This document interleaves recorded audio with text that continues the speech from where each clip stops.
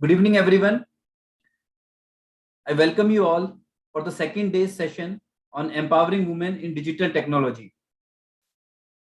As you all know, we have all enriched on inaugural day of the International Conference on Managing Global Challenges in Innovation-Led Opportunities and Empowering Women in Digital Technology, and listen to Professor Bhagirath Singh Ji, Professor S.S. Modi, Professor Om Prakash Changani, Dr. Beatrice Lucia Bisotto, Professor Anuradha Jain, Dr. Aarti Chopra, and number of participants from all over the country and abroad. On behalf of Inspira Research Association and Apex University, I heartily welcome our today's chairperson, Dr. Chai Ching-ten from Thailand, additional chairperson, Professor Anil Mehta, keynote speakers, Mr. Deepak Raj Joshi from Nepal, and Dr. Irkol Behram from Turkey. Now, I would like to request Dr. Aarti Chopra, Joint Secretary, Inspira Research Association, to invite and welcome our today's chairperson, Dr. Chai Ching-ten from Thailand. Dr. Aarti Chopra.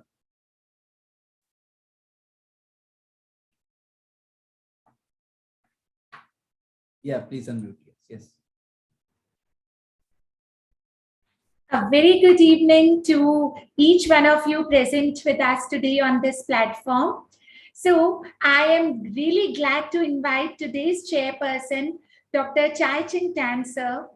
As you all know that he has been so kind and enthusiastic that yesterday also he joined us and he remained with us throughout the session. I wish to tell something about Dr. Tan. Dr. Chai Ching-ten is presently working in the School of Management, Ratnakosin International College of Creative Entrepreneurship, that is RISE, Rajmangala University of Technology, Ratnakosin, Thailand. Dr. Tan is a registered engineer with the Institute of Engineer Australia and ISO 9001 lead auditor.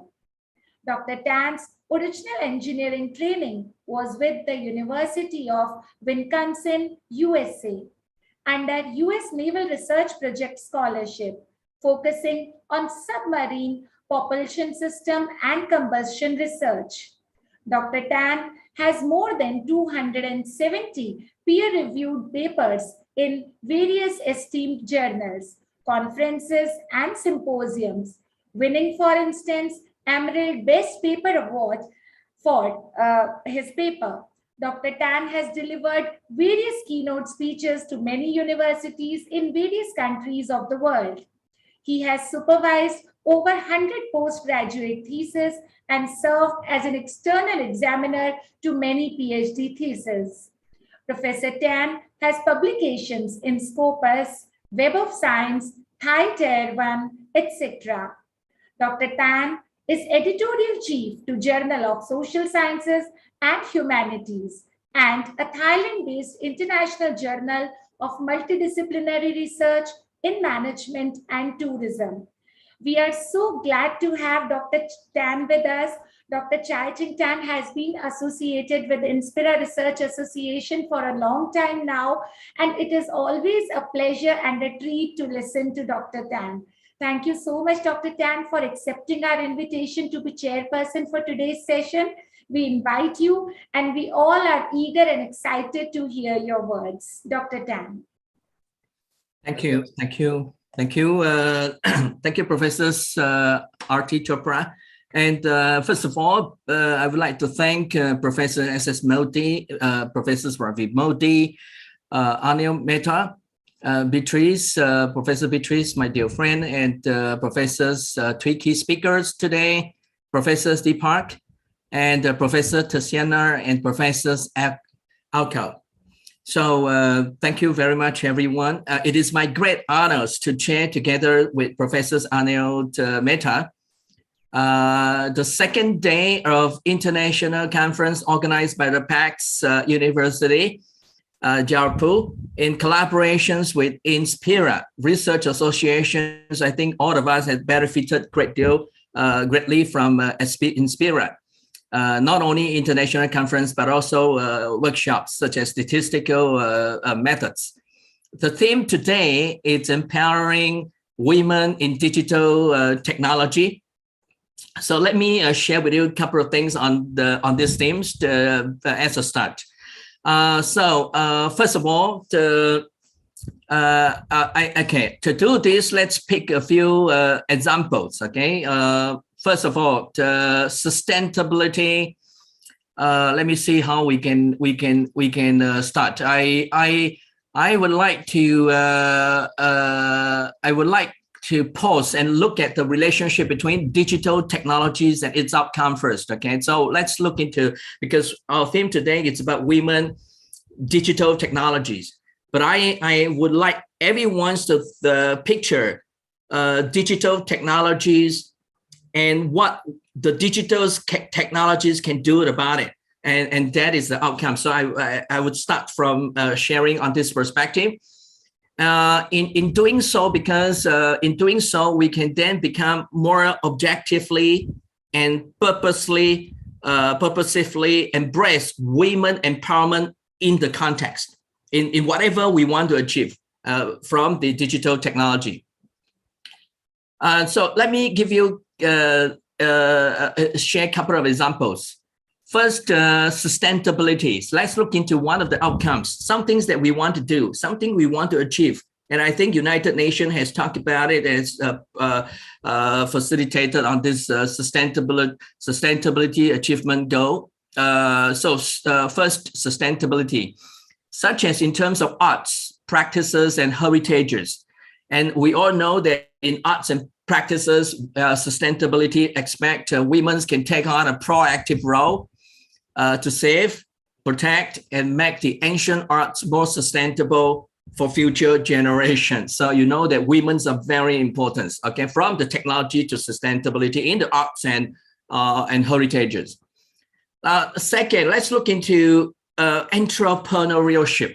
Today, we have a lot of articles, presentation relating also to entrepreneurship. So let's look into entrepreneurship. We know well that entrepreneurial activity and projects can benefit from the diffusion of digital technologies, no doubt about it, not only in terms of innovative business model, but also in the process, because through digitals, we can easily connect, collaborate, and collective intelligence gathering. So women's empowerment, such as in respect of financial inclusion and entrepreneurship, can help improve the livelihood of women and their families. And I think this fulfills sustainable goal again, as advocated in the United Nations Sustainable Development Goals. From the entrepreneurial perspective, the inclusion perspective. Let's look into number 3. Let's look into education. So I'm still giving you a picture on the digital technologies and what digital technologies can do. Okay, and so the first things I was talking about was the sustainability, and then come into entrepreneurship, and the third is education.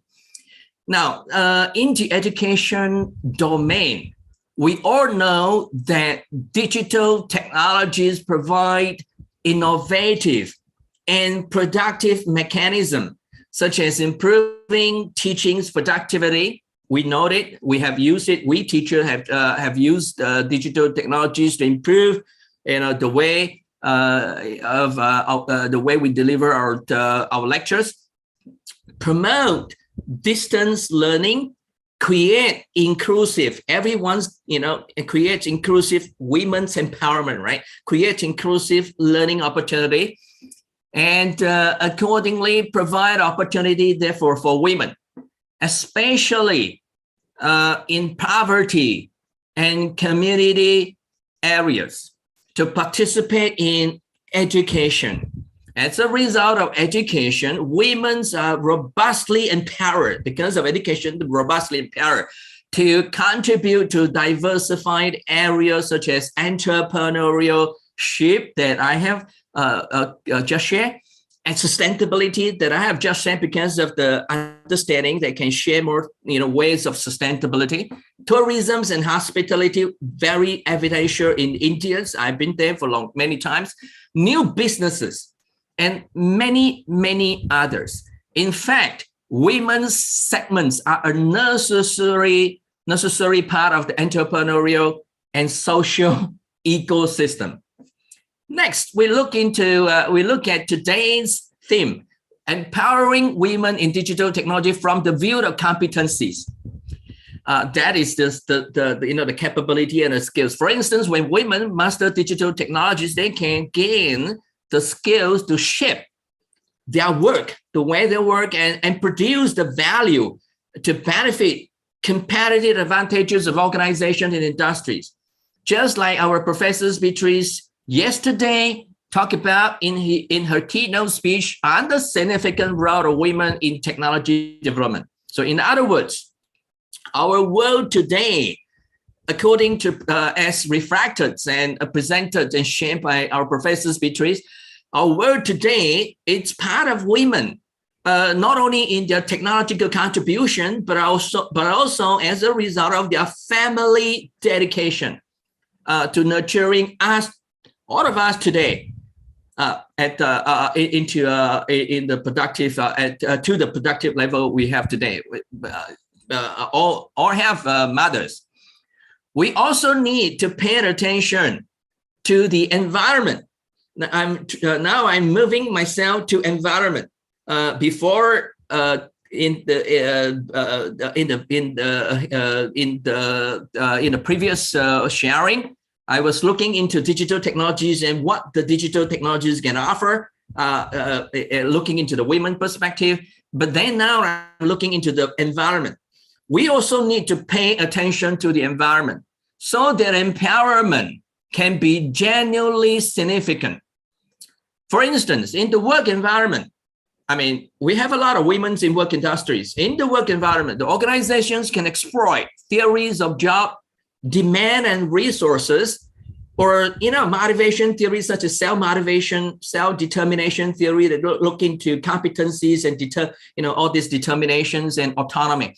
That is when women or when employees believe that their work is important, meaningful, and related, which is part of the self-determination theory, are able to do their work, meaning job competencies. We have already explained the education, and have a choice, self-determination, autonomy, and their work have a significant influence on their job, on their areas or scopes of duty, impact. Then the empowerment mechanism is best leveraged and robustly secure. From a research perspective, we can consider such empowerment that you can see there are a lot of relevancy, to competency area, to self-determination area, to psychological empowerment, to competitive advantages. So from a research perspective, such considerations of empowerment, we can call it a structured empowerment. It's a very structured way. Environment that motivate. So without environment, empowerment is not leverage. Coming to the end of our sharing, closely relating to the environment, it's about empowering work condition. So similar to environment, now we need to empower the working condition, right? The working, which is part of the environment. For enabling empowerment, in this case, I would like to bring to your attention of the word power from empowerment, right? And empowerment. So if you look into a very well written book, important book, Cantor's in his book, Men and Women of the Corporations, I think was New York publishers in the New York Basic Books publisher.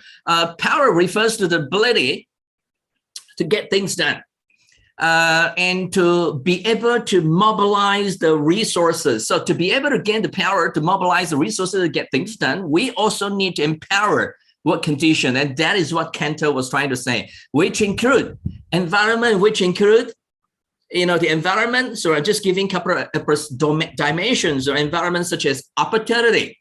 So we have to look into opportunity. The government has to look into the opportunity. The organization has to look into the opportunity. Information, it's also a working condition. Support, support. We have to support the instrumental resources, job demand resources. If we do not give them, if we demand without giving them the instrumental resources, they can't be empowered. So these environments lead to what I have just shared about, such as entrepreneurial opportunity, education as the instrumental resources or mechanism, and environments such as job resources that provide the support for empowerment. So lastly, that is what that is all about my sharing, and I hope it provides some inspiration for our research to speed up, because as together with Professors Anil Metas as a chair, I hope that for all the presenters to speed up your presentation today. I hope that everyone can limit your presentations to 5 or to 10 minutes by focusing on the research objective and reasons for this research, and the method that you employ, the result that you produce, and a sharp concluding remark that you think best promote your work. And so this is my sharing as a chair, and I thank you very much, and great honors to be a part of it. Thank you. Back to Professors Ravi and Professor Arti Chopra. Thank you so much, sir. Dr. Chai Ching Tan, your deliberation, your speech was highly energetic and full of spirit, and such beautiful instructions you have given to the participants also. Thank you so much, sir. Dr. Tan has touched sustainability and entrepreneurship in context with digital technology. And very true, sir, sometimes all the governments, particularly I'm talking about Indian government, but obviously all the governments, they announce various schemes for financial inclusion and for entrepreneurship, especially for women entrepreneurship and the financial inclusion of women. But they do not reach women due to digital illiteracy. So digital literacy is so important. And at the same time, Dr. Tan has taken his speech to the emotional note by acknowledging women's contribution in nurturing of the family. So once again, I am grateful to Dr. Tan for such an effective and such an energetic speech, and for energizing all the participants. Thank you so much, Dr. Tan. Thank you. Thank you so much, Professor Tan, once again, for always being with Inspira Research Association. Thank you so much, sir. And Professor Mehta, sir, has joined on exact time, sir. Welcome you, sir. I'm so happy, sir. We are so happy to see you, sir. Thank you so much. It was your busy schedule, sir. It is my pleasure, and being part of the Inspira. No, sir. It's my duty also to be there. Thank you, sir, for your blessing, sir. Sir is the Professor Mehta, sir, is co-chairperson of today's technical session and additional chairperson. We welcome and invite Professor Mehta, sir, Professor of Management and Legal Studies, Banastali University, Banastali, and he was the former head Department of Business Administration, University of Rajasthan, Jaipur, and also Vice President of Inspira Research Association. Welcome, sir. Welcome. Thank you, Dr. Ravi Modi. Am I audible clearly? Yes, sir. Welcome, sir. Thank you. Indeed, a great pleasure for me that I'm interacting with a good number of participants. Respected the chairperson of this conference, Dr. Chai Ching Tan, distinguished keynote speakers, Professor S.S. Modi, Dr. Ravi Modi, Dr. Arti, and their participants. As you all know that this particular conference has been devoted, particularly apart from globalization, innovations, impacts, women empowerment and digitalization. I'm quite sure that yesterday, quite a good number of papers must have been presented on this particular theme. And today also, perhaps we'll be discussing this main theme at detail. The word empowerment means to give power so that decisions are taken by women with own intellectual expertise. Women's empowerment has 5 important components.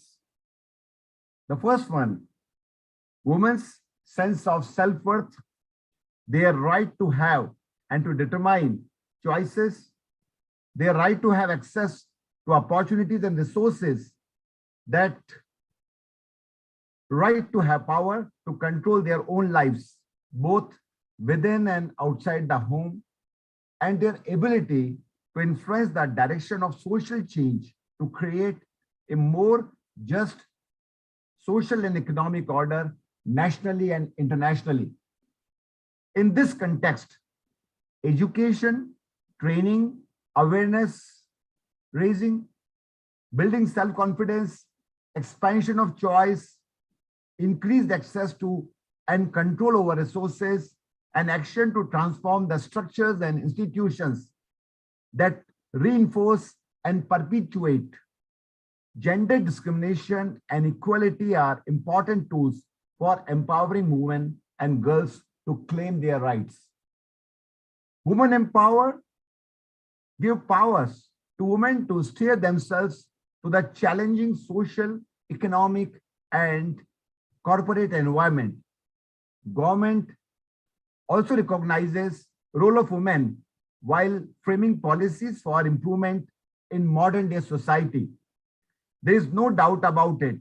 Digital technologies have dramatically transformed countless aspects of our daily lives. They have enhanced our knowledge. They have expanded our horizon. They offer an unprecedented opportunities for connection to people, information, services, and resources. Women empowerment is absolutely critical to the overall development of any society and economic growth. The good news is that information technology has exponentially expanded the opportunity for women in India and across the globe. Mobile phones, tablets, laptops, access to internet. Every day, these tools are broadening girls and women to access to education, healthcare, training, employment, on entrepreneurship, etc. With the digitalization of libraries and availability of many services now, women are able to rely on the resources which were not available to them earlier, especially being women of rural background with limited access to urban areas and facilities. Digitalization allows them to stay ahead of current affairs and encourages financial independence by facilitating online transactions. Digital media has also encouraged women to speak up and discuss issues that are crucial to their very survival.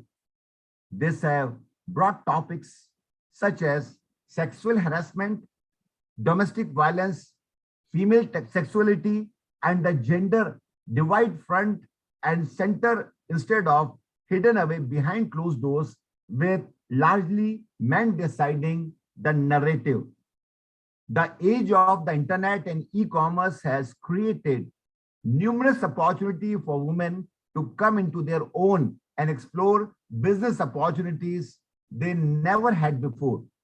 Small business owners are really flourishing online, including women with all kinds of unique business ideas they are executing to perfection from their own homes.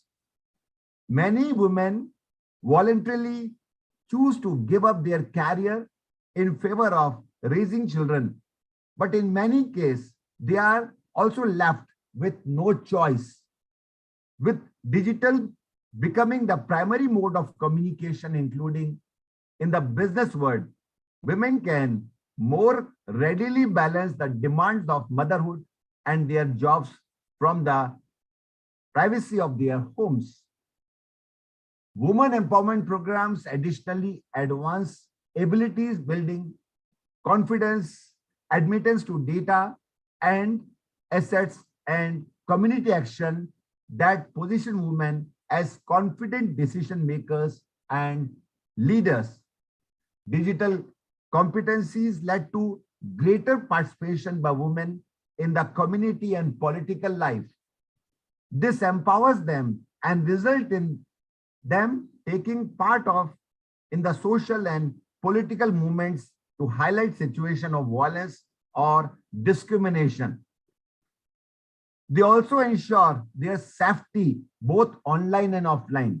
According to UNESCO, 73% of the women have fallen victim to some kind of cyber violence, and women with poorer digital competencies have fewer resources to defend themselves. As shown in several studies, the development of digital competencies increases women's confidence, independence, social prestige, and power. However, we cannot ignore the fact that these programs can work more effectively only if the factors like literacy, basic infrastructure, overall business environment, regulatory environment are efficiently developed. Unfortunately, today access to digital technologies remain largely out of reach for women in certain developing countries. India still has the lowest overall score of all the countries, particularly the developing and the developed one, across the board for digital literacy for women. This is something we should all take a long and hard look at if we hope to make any significant progress as a nation. So this international conference that we have organized has perhaps devoted to a very contemporary issue, and I'm quite sure that the participants will be getting a lot of inputs by the deliberations, listening to the various presentations, and besides that, the learned keynote speakers will be focusing upon few of these aspects in their address. So with that, once again, I'm thankful to the chairperson for readily accepting our invitation to act as a chairperson. I'm thankful to our keynote speakers, particularly for this particular theme and session. They have consented to deliver the keynote address, and I wish all the participants good luck for their presentations. Over to Dr. Ravi Modi. Thank you so much. Thank you. Thank you so much, sir. Thank you, Professor Anil Mehta, Professor Banastali University, former Professor, Department of Business Administration, University of Rajasthan, and Vice President, Inspira Research Association. Today's additional chairperson. Sir, you have absolutely correct. You have pointed out that women must have right to control their own lives and to access the resources, and for this education is the most important tool, and particularly digital education definitely in today's world can develop this half of the population, and the development of half of the population is extremely critical for the development of the whole economy. And yesterday only, sir, I was giving an example of Afghan women, that how they organize their voices through digital technology, and how they can balance their personal and professional life through digital technology. Thank you so much for enlightening us. Thank you so much for being here as an additional chairperson and reaching exact on time to be a part of the conference. Thank you so much, Professor Anil Mehta, sir. Thank you. Thank you. Thank you so much, Professor Mehta, sir, once again for very impressive speech, sir. Thank you so much. And now I would like to welcome our today's first eminent keynote speaker for today's session, Mr. Deepak Raj Joshi, Director General, Confederation of Nepalese Industry, Nepal. But before inviting Mr. Deepak for his keynote address, I would like to give some brief about Mr. Deepak. Mr. Deepak is currently working as a Director General at Confederation of Nepalese Industry. He is the founding executive member of World Tourism Network 2. This network is establishes to provide a global platform for alternative voice in tourism. It is extended in the network of 126 countries. Mr. Joshi served as the Chief Executive Officer of Nepal Tourism Board since December 2016 to December 2019. NTB functions as public-private partnership modality. During his 20 years of work experience in destination management, tourism promotion, Mr. Joshi has worked with many levels of tourism professionals of Nepal and also has good network with top international partners.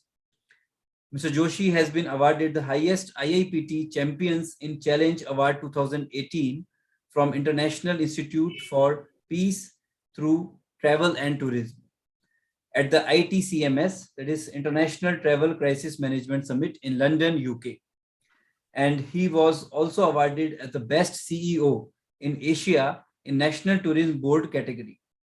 Recently, Mr. Joshi also awarded as International Tourism Hero from World Tourism Network.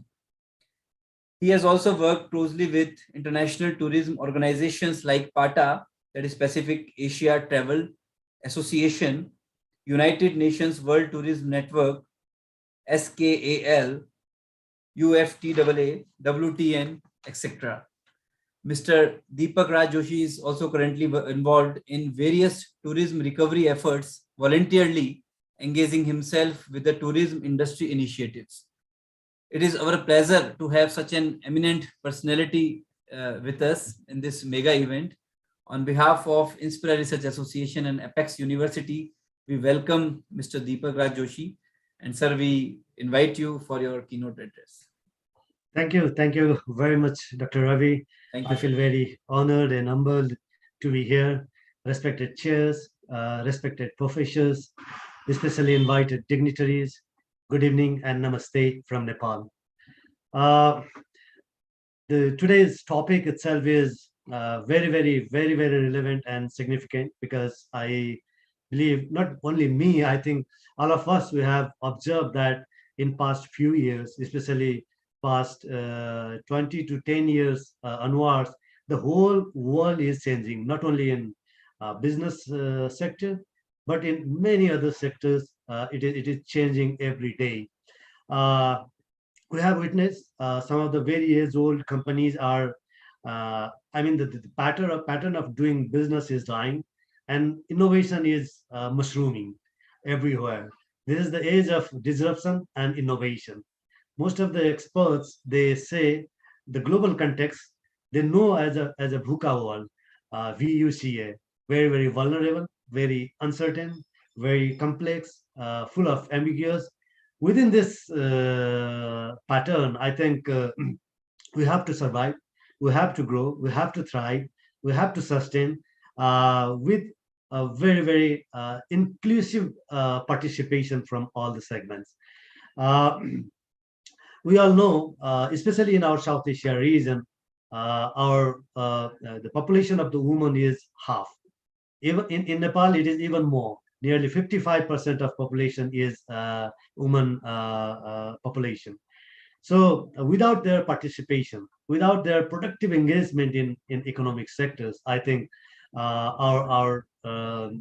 cannot achieve expected results.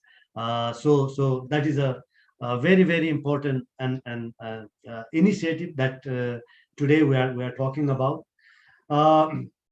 Regarding these changing contexts, I think few last year only I had read one article, and very interesting facts I would like to share here also.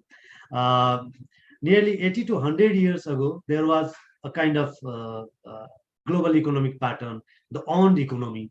Not only the business communities, but the whole, even the individual countries, they used to they used to control their economy. I mean, the gaining for the single country, single property, single company, that kind of things were there.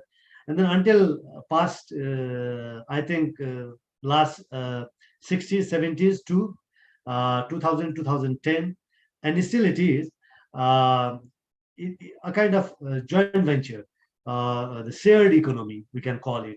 So owned economy to it expanded to shared economy, where we saw so many multinational companies going from one place to another places. And this is the era of excess economy. Uh, of, without any investment, the companies, the individuals, they are becoming millionaire within the year, accessing others' economy through digital connectivity. So that's how the whole world is changing. In past few years, even it has become a technology has become a synonym of digital technology. Technology means we every time we understood like it is a digital technology. So today also we are talking about digital I mean the technology. So not only economic patterns are changing, but social communication, cultural celebrations, lifestyle is also directly interlinked with technology. There is nothing either technology led or technology backed these days. So it has become a very integral part of our life. Uh, uh, I was going through few data just to highlight the current context. Currently, only nearly 24 or 25% of jobs in the digital economy are held by women.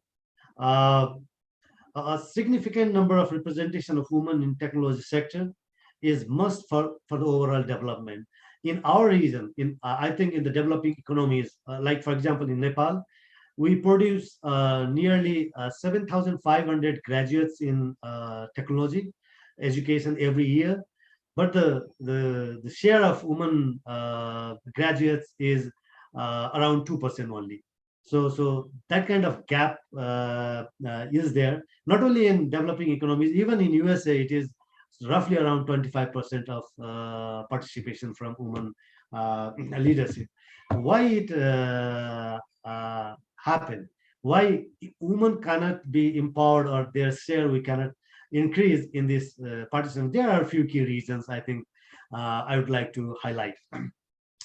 One thing is, especially in our region, in South Asia region, I'm talking about, there are some cultural taboos also. For example, these days in India, in Nepal, in Bangladesh, Vietnam, Cambodia, Thailand, in these countries, the developed economies, especially from the American, European, Australian, they are using our expertise, outsourcing. So there is some, the time gap. So sometimes we have to work in night shifts, day shifts, but because of that kind of cultural restriction, the woman, female job holders, they cannot continue their jobs in the night. So that is also one thing we need to change in that line. Another thing is what we have observed is disparity in remuneration, the paying. It is in many other sectors as well, but in digital economy, it is the gap is so large. So gender norms, and over the since last, not only this is not the recent phenomenon.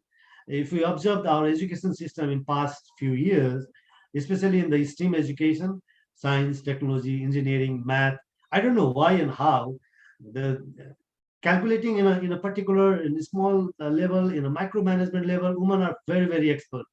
They are doing fantastic, but while engaging with the profession, their engagement is very low. Their participation in education in science, technology, engineering, math is also low. So I think at the side by side, we have to increase their participation in that line also.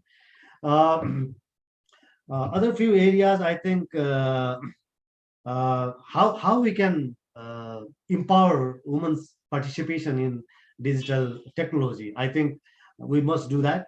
Without doing that, I think neither we are doing justice to the society, nor we are contributing for the economy of the country and the region.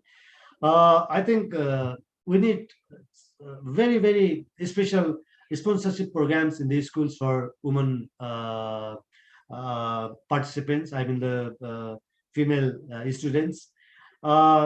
Need so many programs that we are doing today. Thank you very much, organizers. This is a very, very relevant topic. On ICT, we need more such kind of activities. And another thing what I have observed is when we talk about such kind of technology, tech talks or startups or these kind of things, these are mostly based on the metro cities. So it needs to go to the rural areas also, so that we can have larger participation and impactful participation. In school level also, I think still, um, I think when we talk, when we see the future, upcoming 10 to 20 years is will certainly will be led by technological intervention. So our whole focus, the focus that we are giving is not much it. I mean, from the technological sector, from the education perspective, it is there, but from the political angle, from the civil society angle, from the media parts, also we have to encourage female participation, and we have to talk more about the importance of digital technology. I think uh, my time is also going to over now, limited time. Thank you very much. This is the very fantastic topic you choose, and thank you very much for the opportunity you gave to me. Thank you. Thank you so much, Mr. Deepak Joshi from Nepal. Thank you so much for being a part of this conference and enlightening our participants with such a wonderful data, sir. This data was really very shocking. You said that only 25% of jobs in IT sector are held by women. And out of all the IT graduates every year, only 2% are women. And the role of women or the participation or engagement of women in subjects like mathematics, physics, and IT are much lower than the gap is very high, and it is much lower than the men. So this need to be addressed actually, and we must make efforts to engage women more and more into digital and IT related jobs and education. Thank you so much for telling us, and thank you so much for enlightening all the participants on this data so that accordingly they can go ahead with their researches. Once again, we are grateful to you for being a part of this conference, Mr. Deepak Raj Joshi from Nepal. Thank you. Thank you, Mr. Deepak. Thank you once again for sparing your valuable time, sir. Thank you so much. Thank you so much once again. And now I welcome our another eminent keynote speaker, Dr. Irkol Behram, Associate Professor, School of Tourism and Hotel Management, Department of Tour Guiding, University of Sinop, Turkey. Dr. Irkol has worked as an internal trainer and teacher in the tour guiding arena.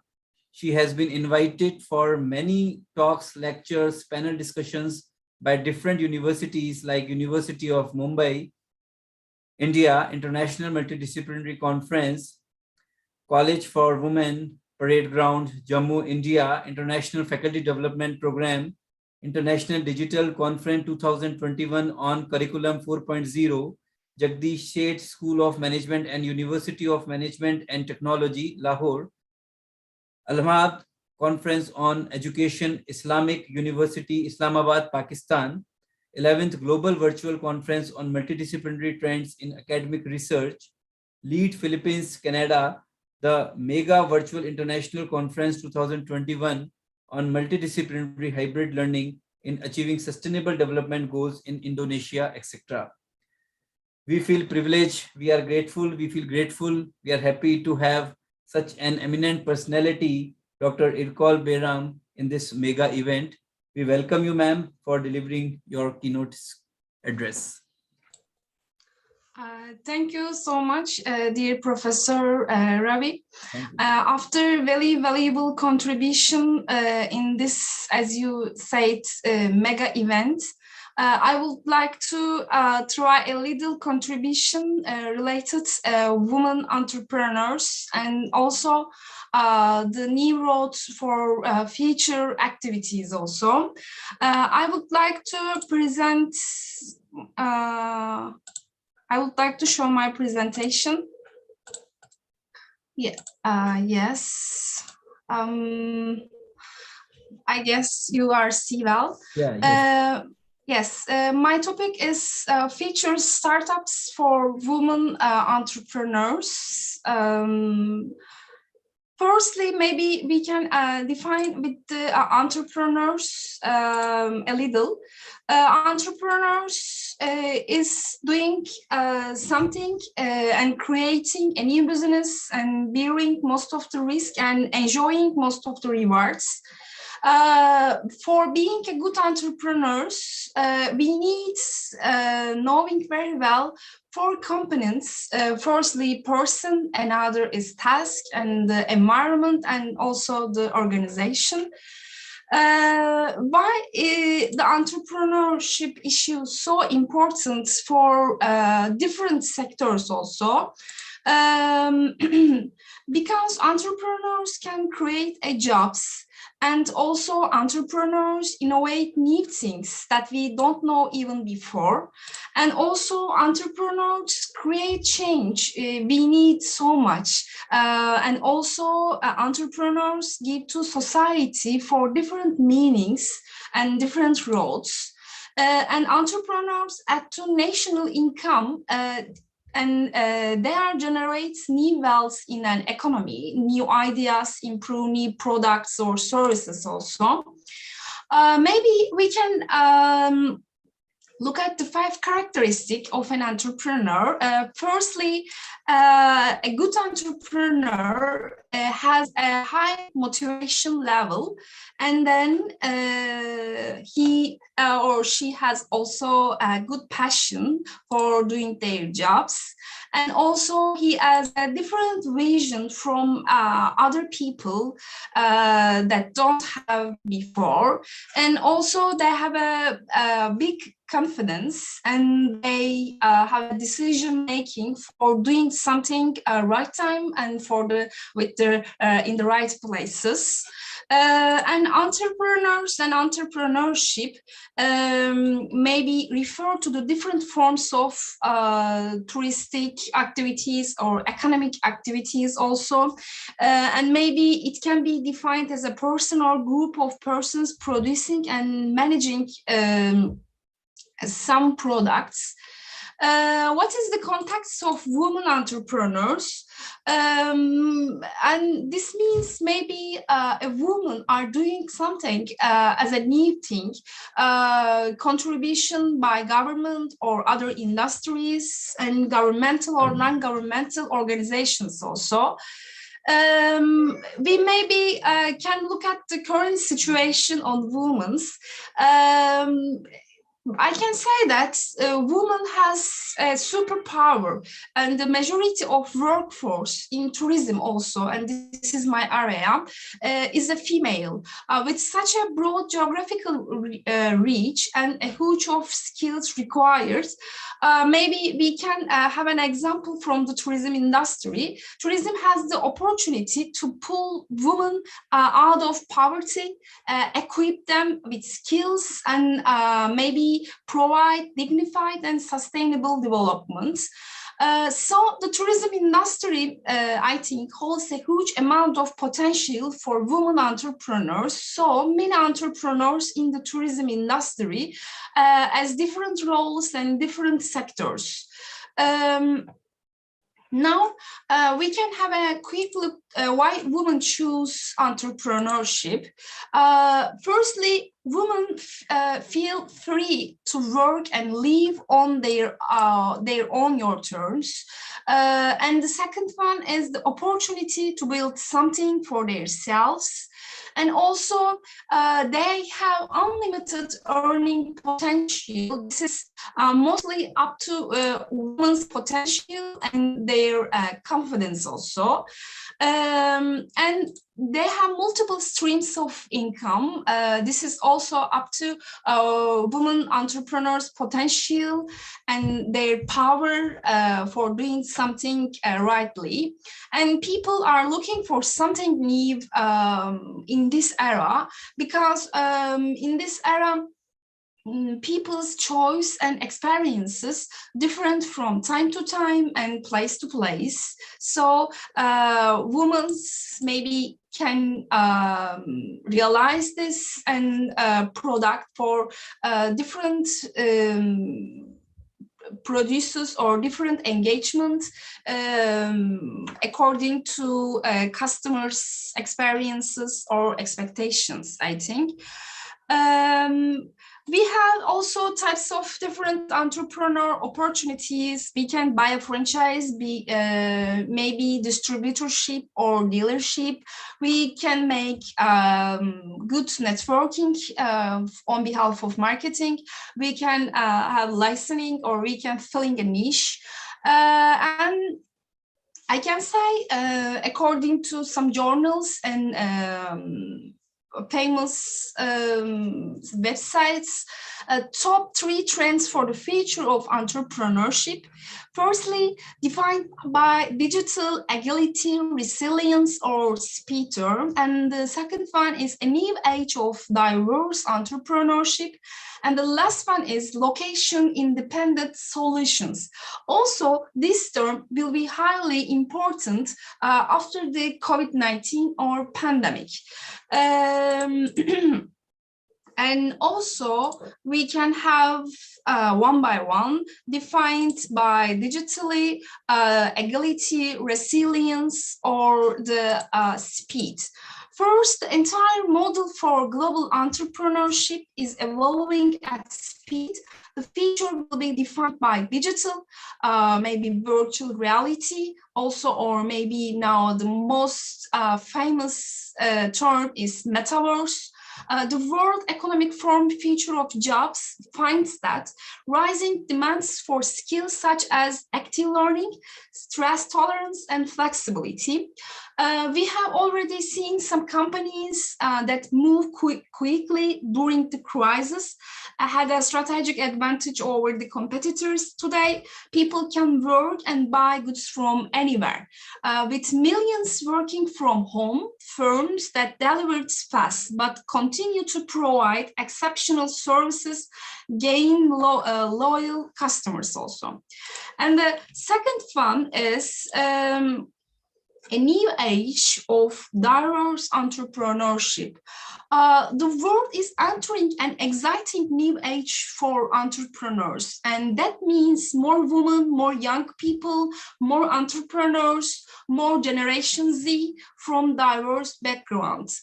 In our increasingly connected world by some virtual reality or web connections or digital events, access to technology enables startups, I think from Ghana to Bangladesh, to participate on the same global stage as those in more developed countries also. And the last one is location-independent solutions also. After COVID-19, there are many sectors has been created, and also there are many opportunities has been created for entrepreneurs and change how well we work, possibly for good also. Future entrepreneurship, I think, will be defined new solutions that work anywhere. Solutions independent of locations. Take healthcare, which has completely transformed in short period of time. Society is now far more invested in telehealth. Doctors can control via on the web page, and remote diagnostic and medical devices is so possible around this era. And in other sectors, technology is creating a new environment that is a location-independent, mobile-first, and social commerce-centric. The new generation of successful entrepreneurs are digital nomads already, I think. What the future holds for startups? The big question, I think. And according to literature review, I would like to express that clean services will be a significant worry for most of new companies, and the making critical social effects will be a fundamental factor also. Technology new business will currently grasp artificial intelligence all the more unmistakably, and working distantly or from our home will turn into a customary practice. A new inventive or imaginative approach to improve representative prosperity will be presented, and the versatility will turn into a fundamental component for tech startup achievement also. And I think maybe we can have a quick look to them. Some movement for new companies will begin accepting new appointments despite the fact that the volume or maybe the traffic will not be even close to pre-COVID. And the social obligations with all that have occurred, organizations are getting more cognizant about social advantage issues. New business specifically will add social obligation programs on activities. Man-made intelligence or man-made reasoning has been making a commotion in the tech business for quite a long time. However, its essence will turn out to be more huge in 2021 and in the coming years also.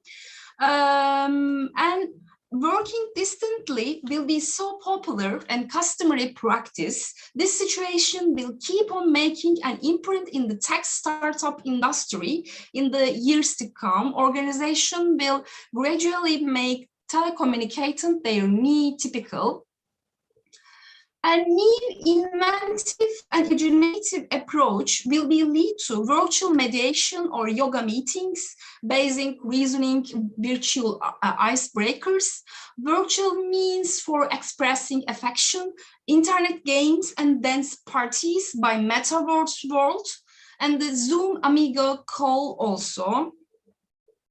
And the last one is something fundamental that the pandemic has shown organization, and everyone is significant being versatile.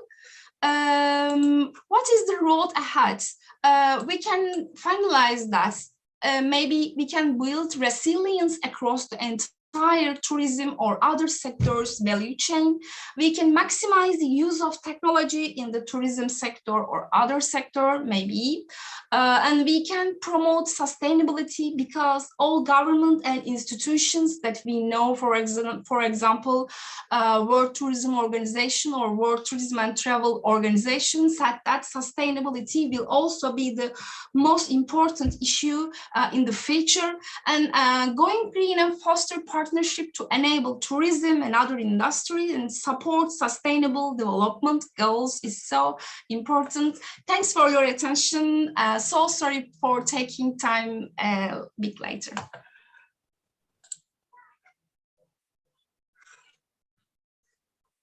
Thank you so much, ma'am. Dr.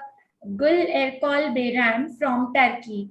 Ma'am, it was such an effective presentation with such beautiful pictures, because it is said that a picture speaks, worth thousands of words. So with such beautiful pictures, you actually explained that how women can reach, heights in entrepreneurship through franchisee or filling the niche, and how we must maximize the use of technology in tourism and other sectors also. And as you said that women have a required skill for tourism industry. That is absolutely correct, ma'am, because I think the kind of hospitality and the kind of generosity and gentleness which is required for some dimensions in tourism industry, women possess that. So beautifully you have combined tourism with women empowerment with digital technology. That was an amazing presentation. Thank you so much once again, Dr. Gul Erkal Bayram from Turkey. Thank you. Thank you so much, ma'am. Have a good day. Thank you, Dr. Gul. Thank you so much. Thank you once so again. much, It was Professor. really, really a wonderful presentation. Thank you so much, dear Professor. Thank you, ma'am. So now it's time for presentations. So with the permission of Chairperson Dr. Chai Ching Tan and Additional Chairperson Professor Anil Mehta, sir. Sir, can we start the presentation? And yeah, we can start the presentation since we are having more than 40 presentations for this session. So I request all the paper presenters to be quite brief, and they may take around 5 to 6 minutes. Am I right, Dr. Ravi Modi? 5 minutes will do? yes, sir, 4 to 5 minutes. Maximum 5 minutes. And we are expecting that just start with just introduce the subject, your research methodology, and your major findings, because this is quite sufficient enough for the 5 minutes. So introduction, then research methodology, very brief, and the major findings. That's all. Thank you. Thank you. And I also request everyone who is present here for presentation to write their serial number in the chat box so that I cannot miss anyone.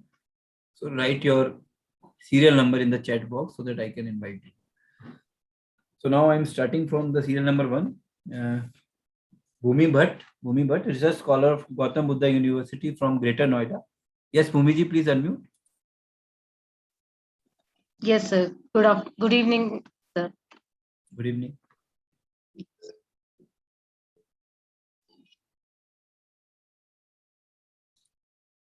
So is my screen visible? Yes, it is visible. Yes, ma'am. Yes.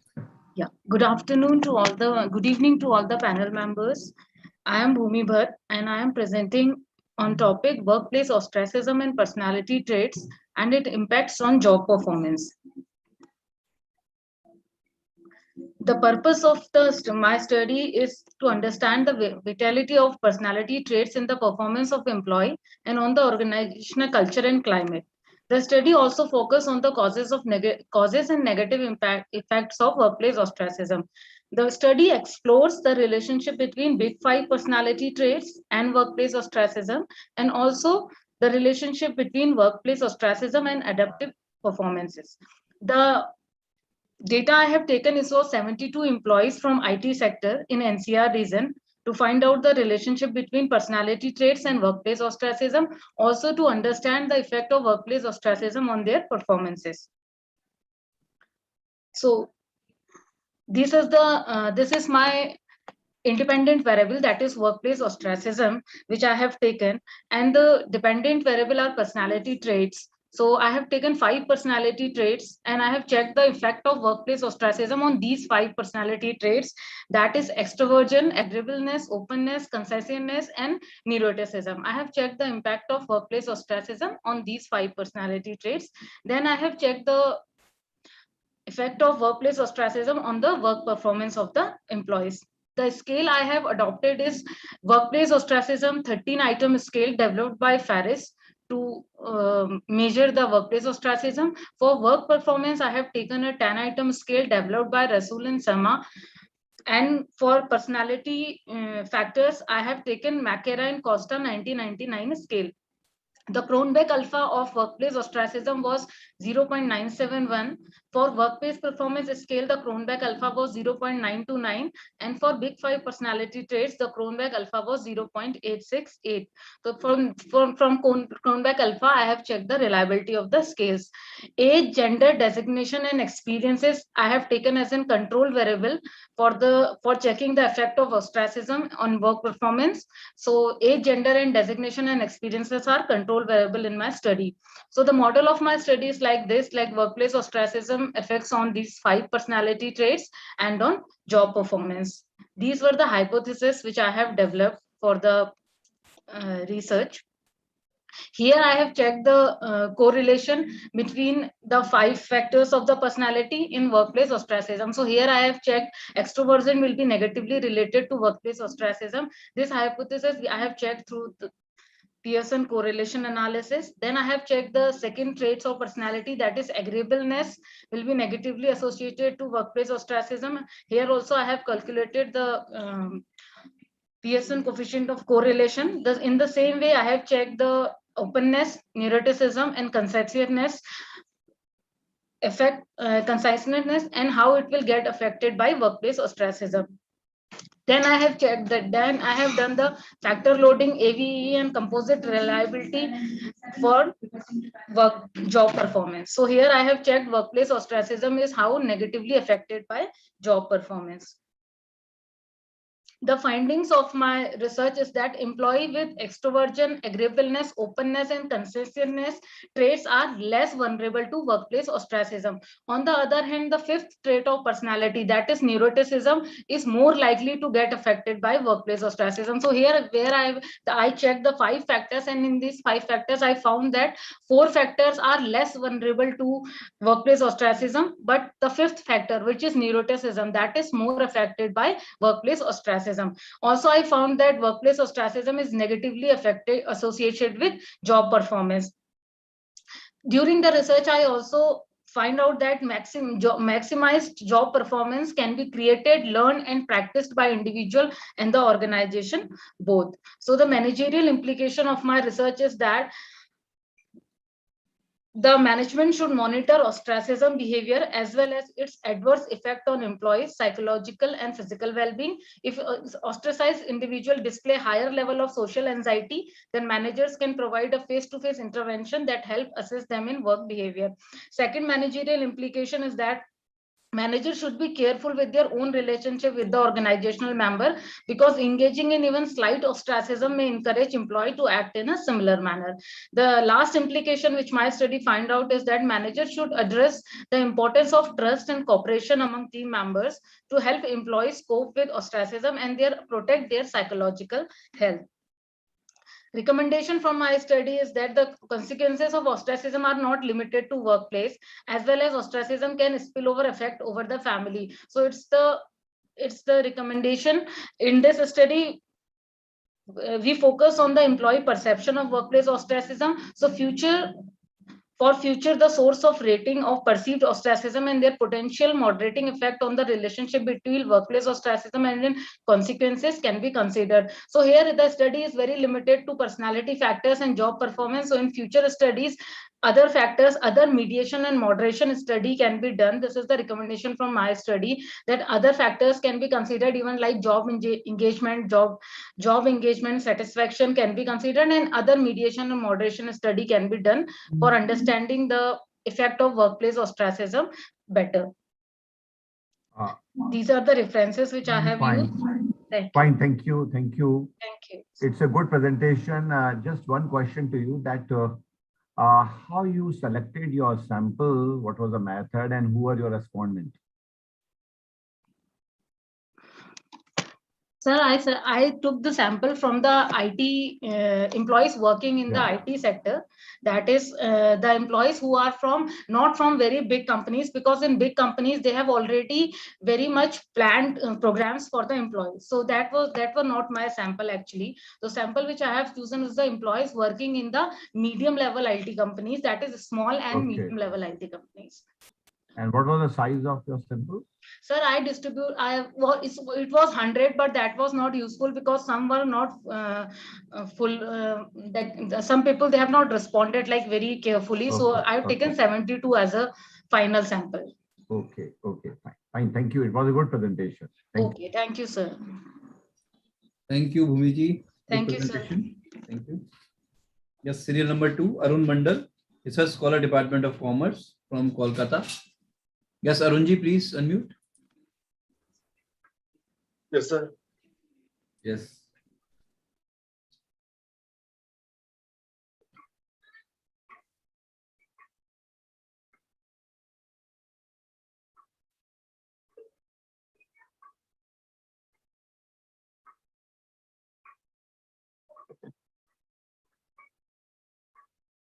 Is this visible, the screen? Yes, Arun. Oh, thanks.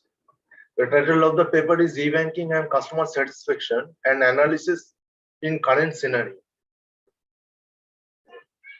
E-Banking comprises of online banking, internet banking, telebanking, digital banking, virtual banking, smart cards, automated teller machines, electronic fund transfer system, RTGS. These are some literature reviews. The awareness of customers on e-banking services has been increased. E-banking variables have immense impact on customer satisfaction. Traditional banking has declined as the customers prefer e-banking in recent years. E-banking is an improvement over traditional banking with minimum transaction cost. E-banking provides maximum convenience and comfort to the customers. The study is based on both primary and secondary data. Secondary data has been collected from journal articles, and the primary data has been collected from the district of North 24 Parganas in West Bengal. The sample size is 200. Male 68%, female 32%. And from 20 to 30 years, 22%, 30 to 40, 27%, 40 to 50, 24%, 50 to 60, 19%, and above 60 years, 8%. The first question was the cost of e-banking is less than traditional banking. 82% yes, 18% no. E-banking saves time of customers. 91% yes, 9% no. Private banks provide better e-banking services than public banks. 79% yes, 21% no. Customers suffer due to poor internet services. 84% yes, 16% no. Customers avoid e-banking due to lack of security. 68% yes, 32% no. And the inclination towards e-banking has increased in recent years. 73% yes, 27% no. This is a model. It shows that customer satisfaction depends on accessibility, security, cost, efficiency, convenience. And the conclusion is banks emphasize to increase e-banking habits among customers. Banks are compelled to provide e-banking services properly to survive in the competitive environment of banking sector. Customers prefer e-banking more than traditional banking in recent years. This is references.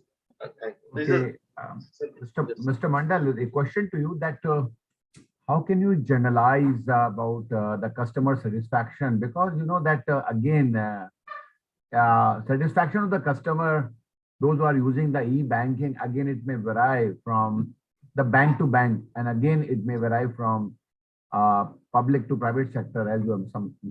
So, did you conduct a study with some specific banks, or it was a general study? Because you cannot generalize the customer satisfaction. Yes, sir. No, sir, it is a general study, and some of the customers, I mean, some of the respondents are from private banks, or some of the respondents are from public banks, and the sample size is 200.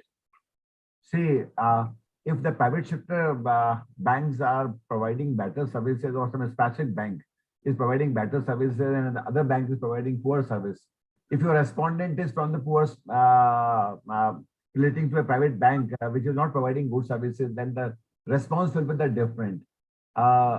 If you could have studied this only the selected banks, then perhaps the study would have been much better. You cannot generalize the customer satisfaction as far as the banking is concerned. Yes. That's just an observation. Just think over. Thank you. Thank you. Next presentation. Yes, sir. Thank you. Next presenter is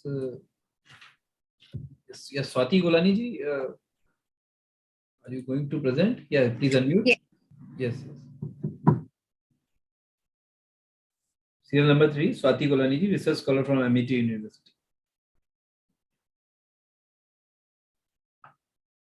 Swati ji, you are going to present or not? Yes, sir. Actually, I was unable to unmute myself. Okay. Now you can present. You Yes, sir. are with Dr. Dipali Jain, na? Yes, sir. Sir, I'm just sharing my PPT. Yes. Just a moment. Just a moment.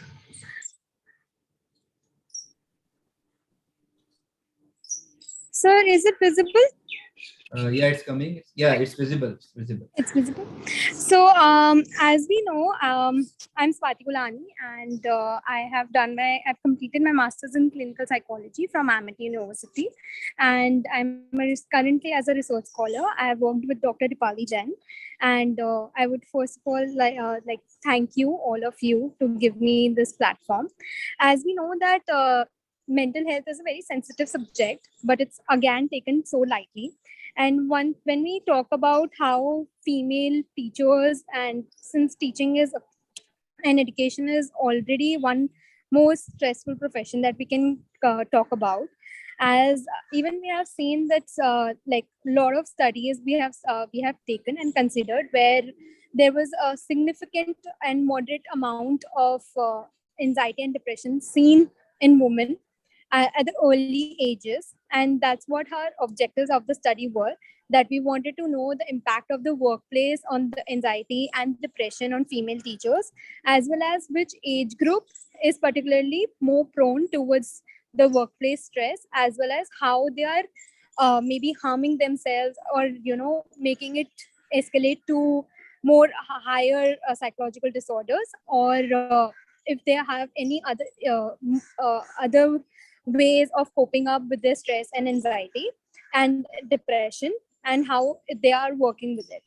And the whole study was taken during the COVID period, because we wanted to see how stressful the teachers were in during that period, because not a lot of teachers were mainly school teachers were not used to the online method of education, and that's where they had to learn. And the whole data was primarily collected with the three questionnaires that we used. There were Beck's Depression Inventory, Hamilton's Anxiety Scale, and Workplace Scale, which have been approved by American Psychological Association. And this is the description for every test that you can read about, as how they were all self-report surveys, which were MCQ and Likert scale based. And so have the statistical tool description has been described over here, that how we use the Pearson product moment relation. But before that, we had to explain the descriptive statistics, which actually describes the basic features of all these tools, like the BDI2, Hamilton, and Workplace Stress Scale for all the females ranging from 23 to 29, 30 to 34, 35 to 40, and 35 to 40. And again, then how all of them have, of the whole 125, have their means and standard deviation and standard error mean. But as we could see in that correlation, workplace still is still one, and with the Beck's Depression and Anxiety Scale. Yet the Beck Depression is 0.190, which is significant at 0.05 to tail direction. And the Hamilton Anxiety Scale is at 0.260, as you can also see in the regression and the graphs below, the job stress, the depression, and the anxiety scale. As we could see, the job stress starting from 23 to 29 aged females have more stress and depression. Depression is still somewhere controlled, but the anxiety is still at the higher side, which was the main finding of the study. And although the aged woman, as if we see from 35 to 40, please conclude now. Please conclude. Yeah, yes, sir. So the study concludes that how in today's time, like how everybody wants to have an established career, and they are ready to put their consistent hard work and efforts, yet they still lack resilience, because as we could see in the study that most of the women do take the pressure on themselves, and keep it going, keep it on escalating it, as due to lack of resilience and emotional maturity that we could portray about this. But also considering the factor of COVID, since they were at home, they had all the responsibilities to share within the family. That is why we could see that the 23 to 29 aged females were more stressed and anxious, whereas from 35 to 40 years, they were still controlled, and they were practicing yoga and other methods to calm down themselves. Okay. Thank Thank you. Concluded. The question is that since it's a correlational study, so Yes, sir. what factors, what are those variables to which you correlated to each other? So we correlated Beck's depression inventory with Hamilton anxiety scale and the workplace stress scale, all of them together to see which one is ranging at the higher and which one is at the lowest. And what was your hypothesis in the study? So the hypothesis was that there would be a significant difference between the workplace stress and anxiety, as well as the workplace stress and depression on female teachers.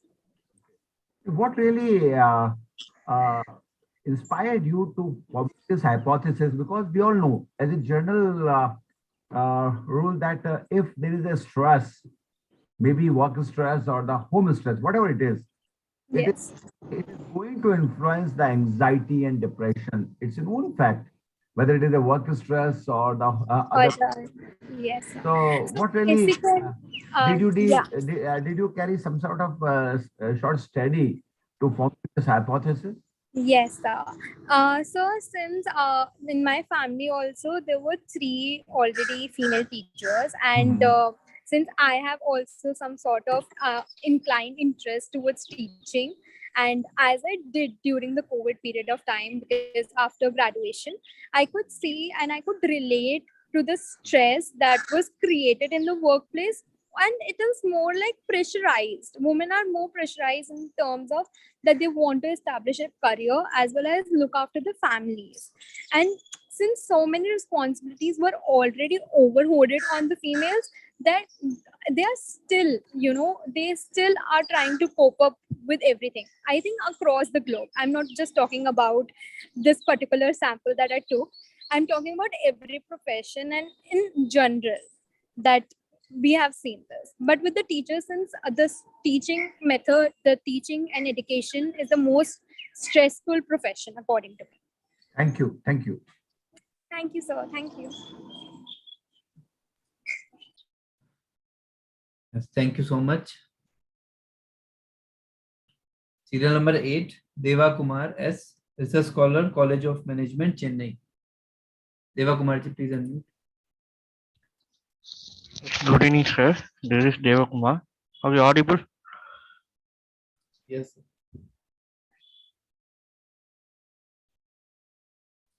Yes, you are audible. You are audible. Oh, okay, sir. Thank you.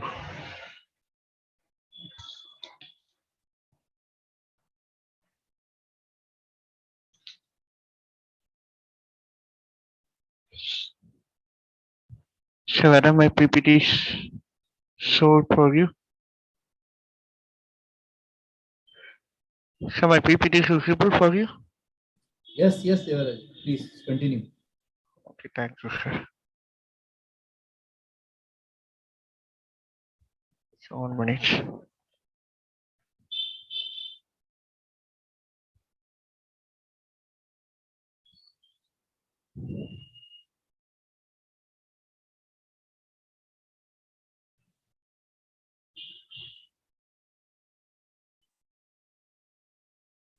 Start, Devaji. Start.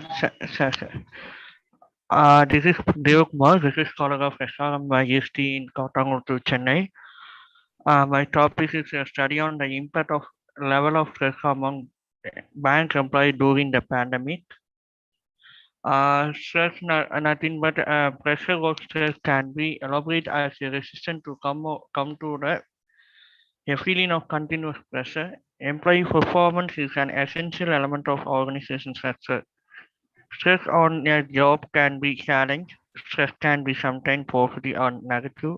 Positive stress lead to productivity and a negative stress lead to loss for an organization. Devaji, please move your slides because it's stuck on your first slide only. Your name. I'm using slide only, sir. Just started the introduction continuous, sir. No, sir? No, it's okay. Yeah, continue. Just showing, sir?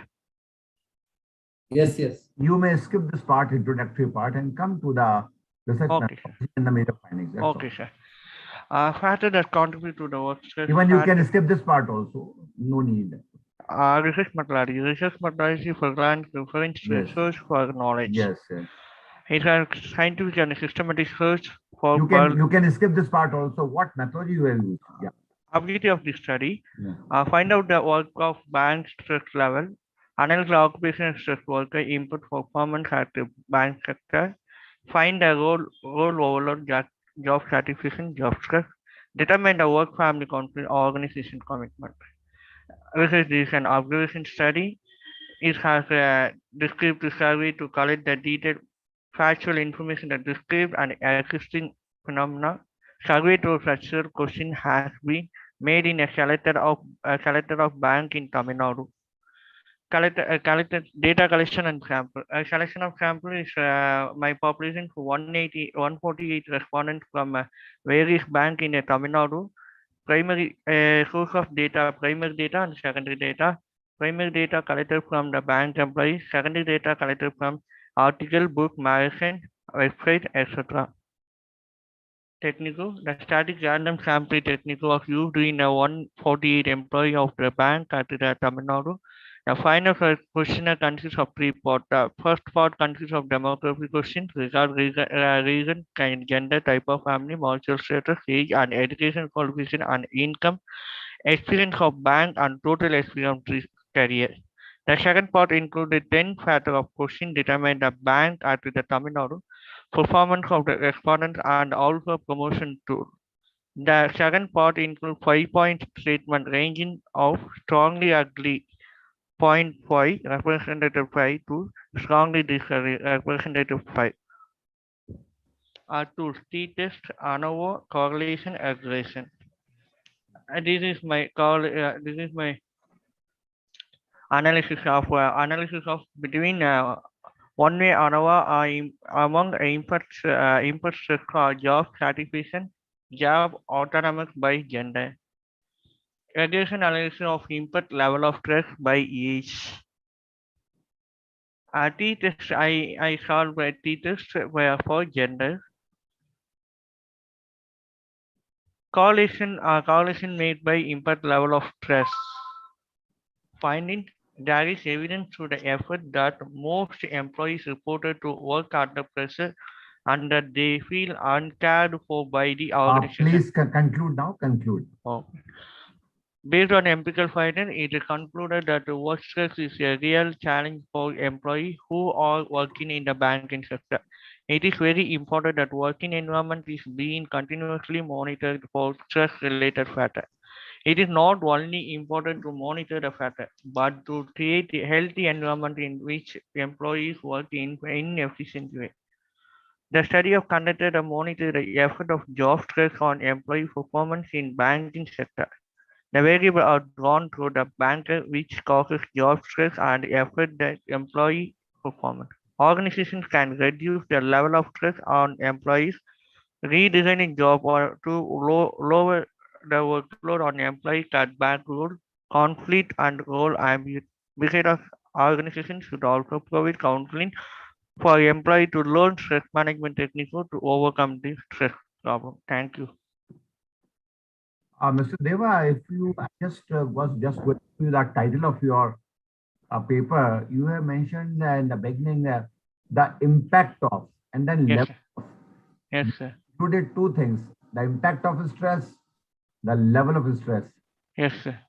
I found that as far as the impact of stress is concerned, during the pandemic or after the pandemic, it is somehow missing. Perhaps what is the impact of this pandemic, which you have not narrated in your paper? What's the impact, and on impact on whom? If you are not mentioned, I think bank employees. Of course, you have studied about the stress of bank employees. Yes, sir.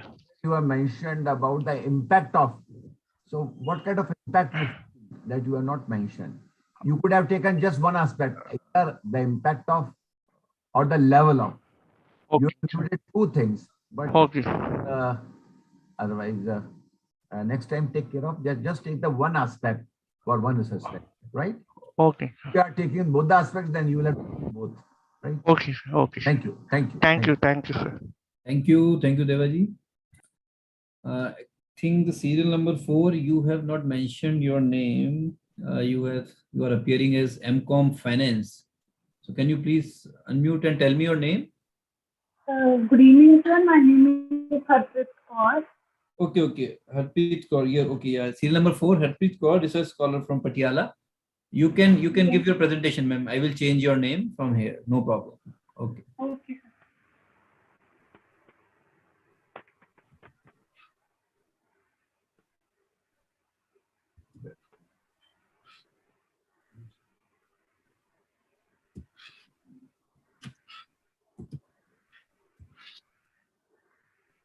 Good evening, everyone.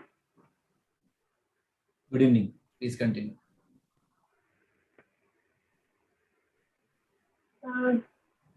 Topic for my presentation is Women and Rural Development Schemes in North India.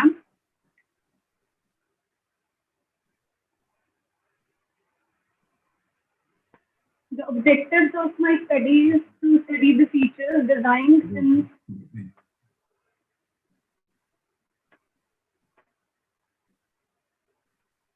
in rural development programs, to encourage the participation of rural women, to assess the contribution of rural development schemes in the upliftment of rural women in North India.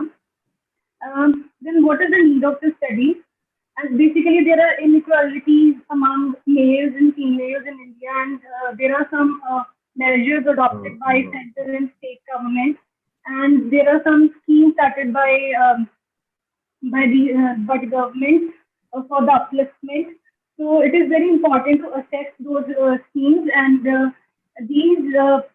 are some, in addition to this, North India being the region of social deprivation area for rural women, where sex ratio, literacy ratio among women is lower in comparison to other states. So it's become important to assess the role of those schemes in northern region of the country.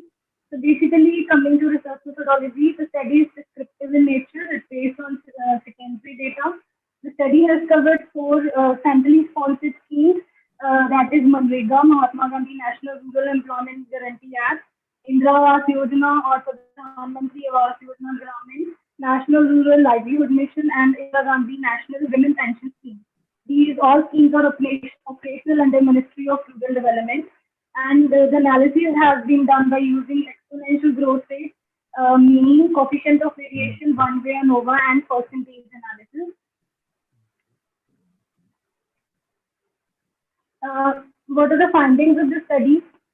Firstly, under Manrega, the percentage generated to women in the northern region of the country has shown a positive growth rate, as the mean percentage generation to women was 31.75 lakhs from the year 2008-9 to 2019-20, and the highest percentage was generated in Rajasthan, and it was the lowest in Haryana.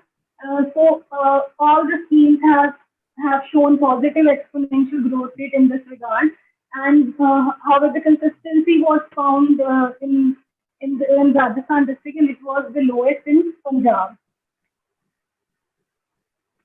Then the hypothesis was framed for the study, like the mean employment days provided to women among the selected state is same, as the results of one-way ANOVA reveals that the mean women percentage generated among the selected states was not seen, as it was significant at 5% level of significance. Then coming to second scheme, that is Indira Awas Yojana. It is basically for construction of houses for below poverty line families. The number of houses completed in the name of women were 2,40,608 in the year 2010-11. That has reached to 9,18035 in the year 2019-20. And the number of houses constructed in the name of women. Harpreet, please come to the conclusions now. Please, conclusion. Okay. on the whole, I can say that these rural development schemes have added to the lives of women, especially those who are living in the pathetic conditions. And these schemes have empowered the women in all terms, whether socially, economically, and politically. And they have raised their standard of living, and they have increased their participation in village or in household matters. To sum up, I can say that these schemes have just given them some sort of freedom to live their life. Thank you. Thank you, Harpreet. Your title of your paper was the Women and Rural Development Schemes in North India. So that when you are writing a research paper, that theme of your research paper should be quite specific and narrow. You know that there are a very good number of schemes are available for that rural development, and particularly in the case of women. You could have taken just one scheme or just two schemes. It would have served your purpose. So you have to be very, very specific while writing a research paper or contributing a paper in a research in a conference, because your title appears to be quite journalistic. Number one. Secondly, there is a need to reframe your hypothesis also, because the hypothesis itself is just a formulation of certain statements. And in your research paper, we didn't find that you have tested your hypothesis and then have written your conclusions in the form of whether you accepted or rejected the hypothesis. So either not to frame hypothesis, and if you are framing the hypothesis, then you have to test it also, which you have not done. Otherwise, good attempt. Take care of these suggestions next time. Thank you. Okay, thank you so much, sir.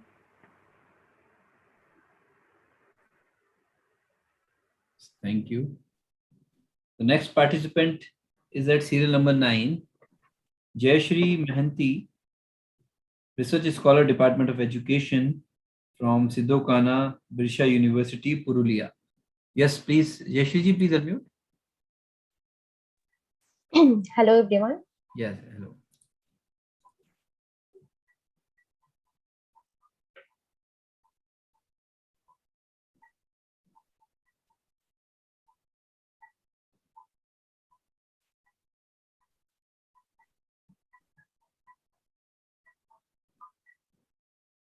Sir, may I start my presentation? Yes, please. Yes. Okay. Hello and very good evening to all. My name is Jayashri Mahanti. I am a research scholar from Department of Education of Siddhokana Birsha University, Purulia, West Bengal, India. Before moving towards my main topic, I want to introduce you about the background of my study. As we all know that the dreadful coronavirus is prevalent in from 2019 and become prominent in India from the mid of February of 2020 and endangers the human species widely. And this scenario makes everyone in a risk factor. So all the nations, all the countries moved towards lockdown, and India also has taken this measure.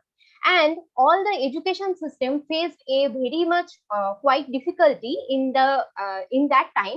So, and all the education system moves towards the e-learning mode, and e-learning becomes the only means for achieving or for gaining education.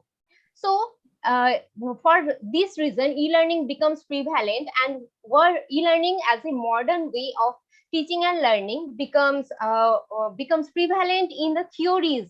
Before that, becomes prevalent and prominent and practiced in practical life also. So it becomes necessary now to understand when the students practically involved in that new teaching and learning process, what was their attitude and what they feel when they gain knowledge or gain education using that new method.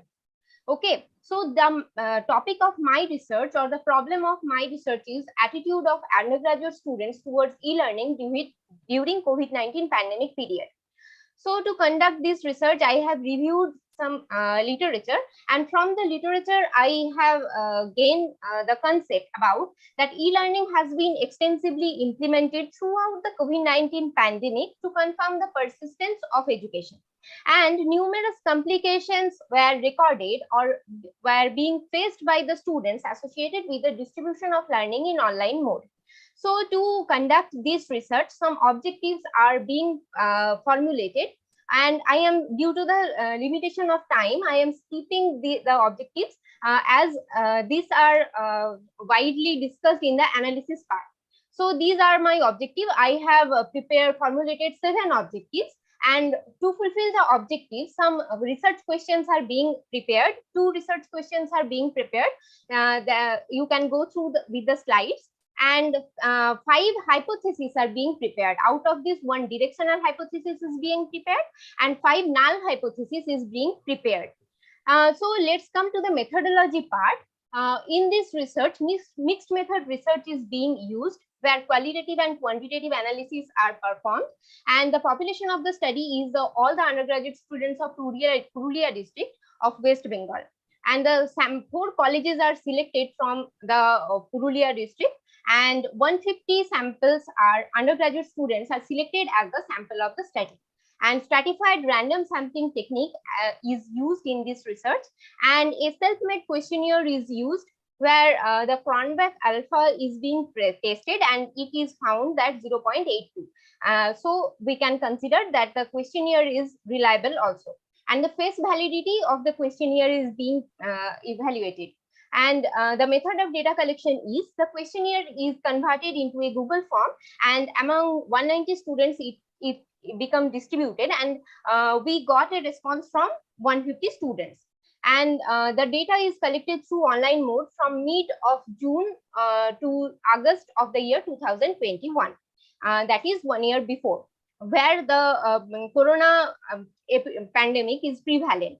And the data analysis and discussion is prepared after checking the questionnaire and scoring the entire, and the quantitative data analyzed by the SPSS 20 software. So let's move to the objective 1.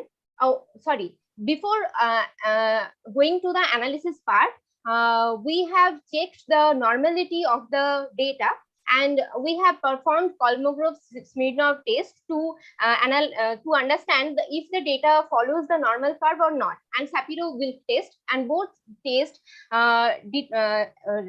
results demonstrated that the data is not normal, and there is no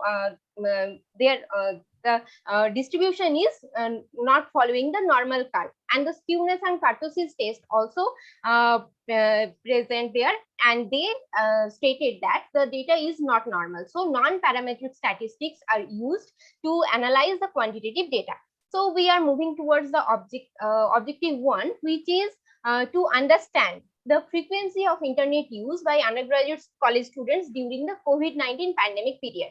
And to fulfill the objective 1, the research question is formulated. Jayashree. Yes, sir.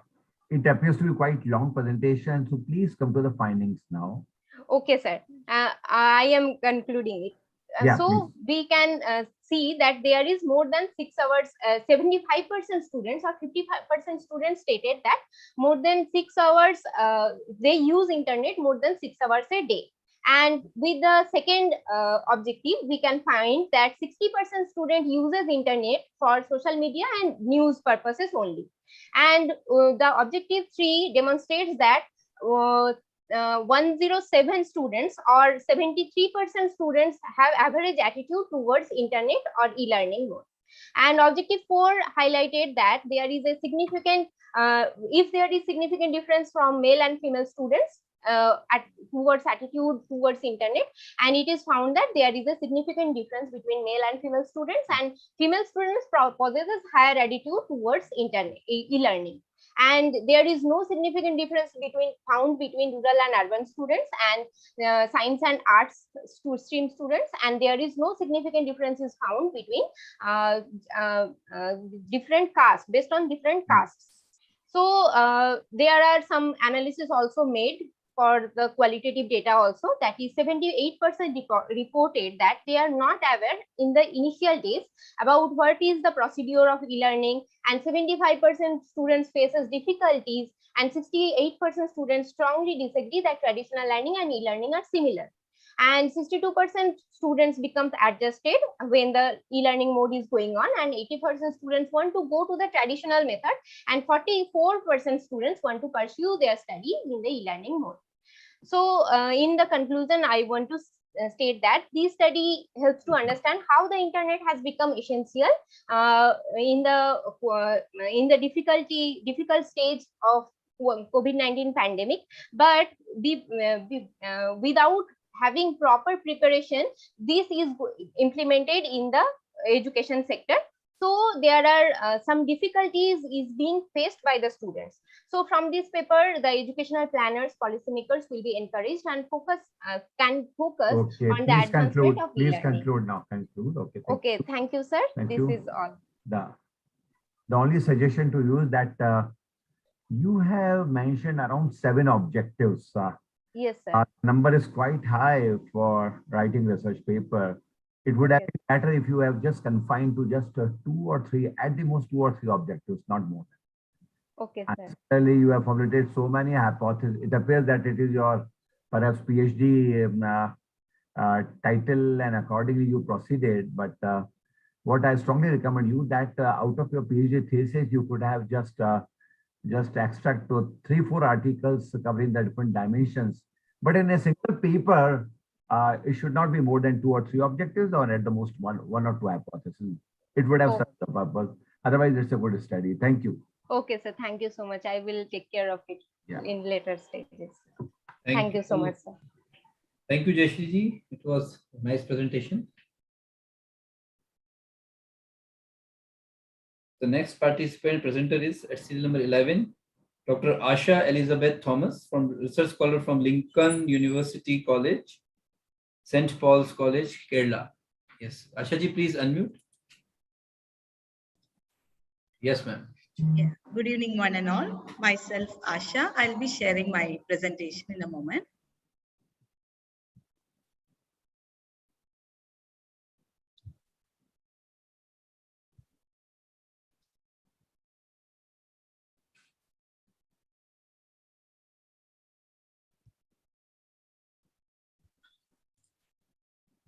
I hope you can see my presentation. Yes, Dr. Thank you very much.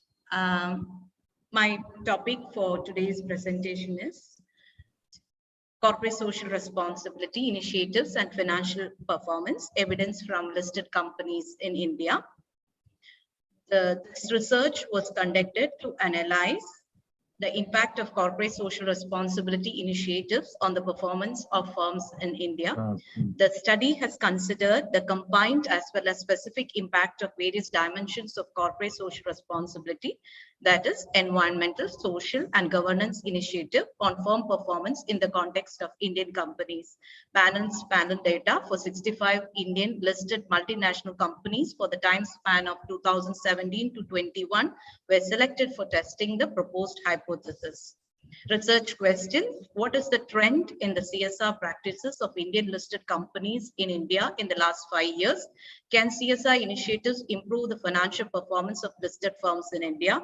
Is there a difference in the level of impact brought in by various dimensions of CSR, that is environmental, social, and governance dimensions? This is my literature review. I'm skipping this part. Hypothesis: after examining different pieces of literature, the 2 hypotheses which were formulated for this study were: there is significant positive impact of CSR initiatives on the firm level performance of listed firms in India. The impact brought in by CSR initiatives on firm level performance varies across its 3 dimensions. This is my research model where I'm looking into the impact on financial performance. Data for this research was generated from Thomson Reuters Refinit database and from Provus IQ. After deleting the missing values, the final constituted 65 listed companies with 325 observations. An independent variable was the log of CSR scores, which I got it from Reuters. The firm level performance is using return on assets of companies. This is my model where I have just looked into the combined performance of ESG score as well as the separate dimensions of environmental dimension, social dimension, and governance dimension. After the diagnosis test, that is, I had conducted the multicollinearity BIF test as well as Bruce-Bracken test, and accordingly, I had gone with the regression estimation. Yeah, I had gone. There is some. Yeah, fixed effect regression model was conducted by me because the hypothesis was, as per Hosman test, the hypothesis was rejected. This is my descriptive statistics where we can see that the highest scoring was with respect to social dimension, followed by governance dimensions, and the least was for environmental dimension. And this is the trend. We can observe an increasing trend for all the variables except without having any considerable increase in case of environmental pillar. And this is the result, correlation or result, and we can observe that there is no high correlation between the independent variables. So I proceeded with the estimation. And the fixed effect regression model is presented here. We can see that there is positive significant impact of social dimension as well as governance dimension. But when we are looking into the environmental dimension, it is showing a negative significant impact on the overall performance of the firm. So as per the results, CSR initiatives are having a significant positive impact at 5% significant levels. However, as I said, environment factor is showing a negative impact. Firms in India can continue to concentrate on improving their CSR initiatives and practice proper disclosure norms. It can be noticed that except for the environmental dimension, all other variables, social governance dimensions are showing significant positive impact on firm performance. The environmental dimension of CSR is showing a significant negative impact. This could explain the reason why firms are concentrating less on this dimension when compared with other dimensions. Certain studies have also reported that investors are not interested in spending the money on green initiatives as they believe that it can only reduce the profit which is set aside for tapping various growth opportunities. Conclude now. Conclude. Yeah, the key findings is the impact of all three dimensions of firm performance is not the same. Social dimension is having the highest impact, followed by governance dimension. Considering all these, the researcher has arrived at rejecting the null hypothesis, accepting the H2. R-square value arrived at through fixed regression model is 34% at 1% significant levels, and this confirms that almost 35% of the movement in the dependent variable can be predicted by CSR. The study presents empirical evidence that India can strengthen the CSR initiatives to enhance the firm level performance. Evidence emanating from this can be important to policymakers in Indian capital market and to the investors who are interested to know. Okay, we have gone through. Okay. Thank you. Please conclude. It's quite a good paper. And incidentally, our yesterday's co-chairperson, Dr. Aarti Chopra, is also having expertise in the field of CSR. So I request Dr. Aarti to give her expert comment in a line or two. Thank you. Dr. Aarti. Sir, thank you so much for your appreciation. Thank you so much for remembering and acknowledging me. It was actually a good paper. I just wanted to ask Asha ma'am whether you have developed this model which you had shown. Have you developed it yourself, ma'am, or you have taken a model and then studied this model, CSR model? Actually, I had previous few research based on the reviews. I had few studies, and based on that, I was just emanating this model in the Indian context because I had seen the similar model in different markets. So I just tried it in the Indian scenario, taking listed companies. Nice, ma'am. Very nice, ma'am. Good paper, nice presentation. Thank you. Thank you. Thank you. Thank you, Asha ma'am, and thank you, Mehta sir. Thank you so much. Thank you. Thank you. Thank you so much. Serial number 13, Sudhir Yadav, Research Scholar, Department of EFM, University of Rajasthan, Jaipur. Please unmute. Sir, I am not able to mute myself. No problem, no problem. Just yes, Sudhir. You can continue.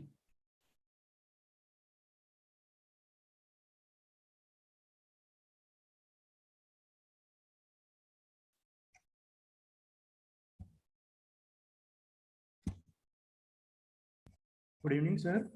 I am Sudhir Yadav, research scholar from Department of EAFM, University of Rajasthan, Jaipur. My topic is investigating the effects of the COVID-19 pandemic on the productivity and satisfaction of bank employees.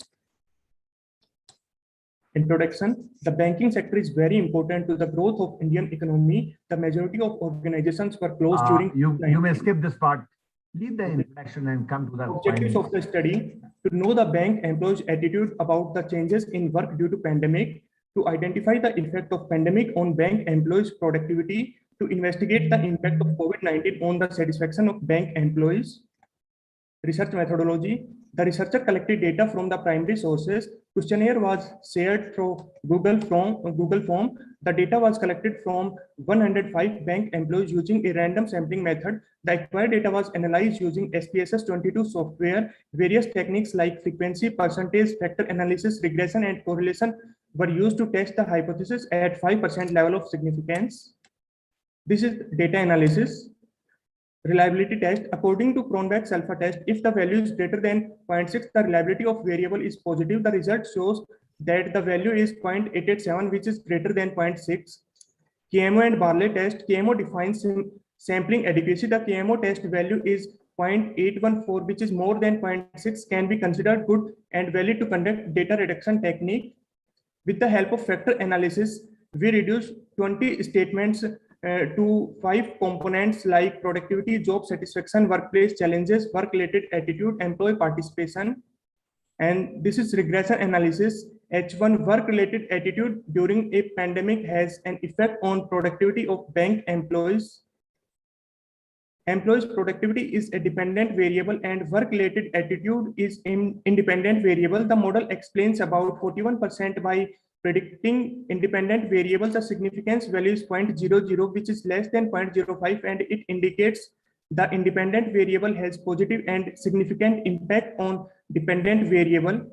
This is correlation analysis. H2, there is significant impact of type of bank employee belong to on job satisfaction during COVID-19. The correlation coefficient R is equal to 0.159, which indicates at 15% positive relationship between the type of bank to which an employee belongs and job satisfaction. Since the p-value 0.106 is greater than 0.05, it is concluded that there is no significant relationship between the type of bank to which an employee belongs and job satisfaction. Conclusion. The above study indicates that COVID-19 has affected the process and procedures in Indian banking sector. COVID-19 demands more attention from the bank's employees in developing a continuous strategy concerning the health and safety of employees. Yes, the findings suggest that bank needs to develop a strategy for improving employee productivity at banks. The authors found that a positive work attitude during the COVID-19 pandemic had a positive effect on their work satisfaction. These are references. Thank you, sir. Thank you, Mr. Yadav, for good presentation. Good, very good. Thank you. Thank you, sir. Thank you. Thank you so much, Sudhir Yadav ji. It was a wonderful presentation. Thank you, sir. Next presenter is serial number 15, Manisha Khanna, research scholar, Gautam Buddha University, Delhi NCR. Yes, Manisha ji, please unmute.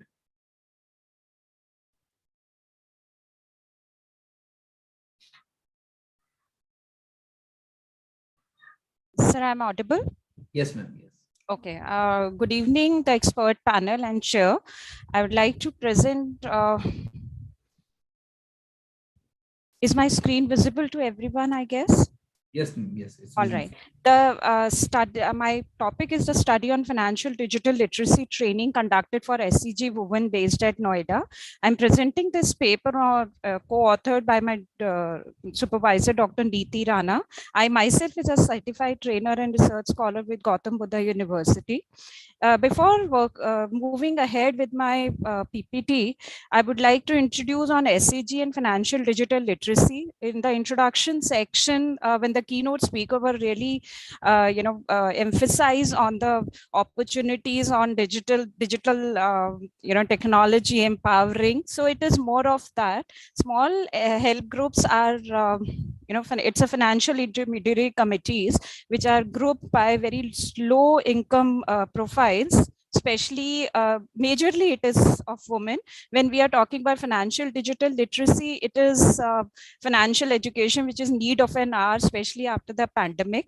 The rationale of the my research study is seeing the complex and the tumultuous circumstances on financial digitalization, because now we see most of the people are really rely on the Paytm's apps or digital transactions. So training, and I found that at that level there was a gap on adapting the technology, digital technology, especially on the financial concern.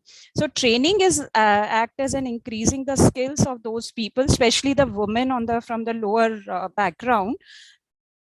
After doing the literature study, I found that there are very good studies which was given by some CSR initiatives and NGOs, but most of the researchers were among and revolve around the skill trainings, which is mainly from fishing, tailoring, beauty culture, and which were very related to which can give them an income opportunity. They focus on the livelihood, and very limited researches were done on the evaluation. They are more focused on conduction and implementation of the trainings, but not more on the evaluation. If we really go with a micro level, there was a desire of learning dimension, because unless and until there is no desire of learning at this level, it is very difficult them to really rope them with the economy, because they have, as in the introduction also it's been said, they have a dual responsibility of the society and the family. Moving ahead with my research objective is to find out the effectiveness of the digital literacy financial training among women SAG members on the specific metrics. After that, we find out the impact of the same training. How are they really desire after the training effectiveness, desire to learn and to have more trainings on that. Then it also enables the trainers and human resources of an organization to identify training gaps and to discover opportunities for improving training programs, because unless and until doing a training is not enough, the evaluation and the improving retraining, and there are a lot of models which are available in the industry where we can really move ahead.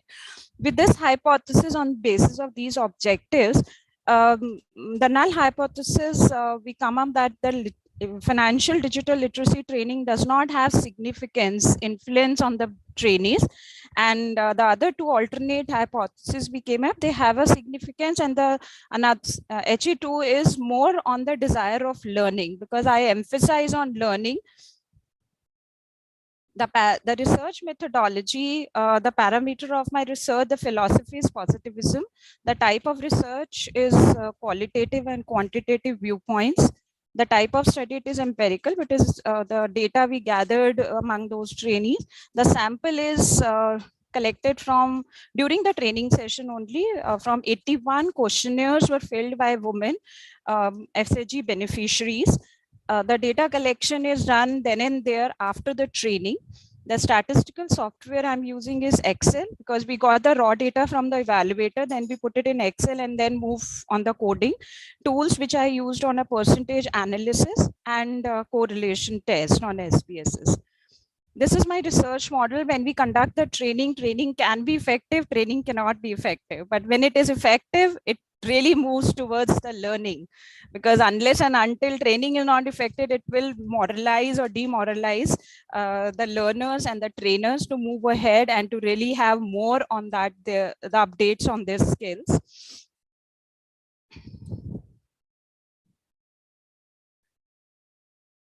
Okay, when we, after my model, if I really talk about my financial literacy training, the objective of that particular training was to empower women participants, especially the lower income group who are more of an please summarize entrepreneur. now. Please Sure, summarize. sir, sure. So this mode of training was done offline, and the training feedback was done on the trainer, content, and overall.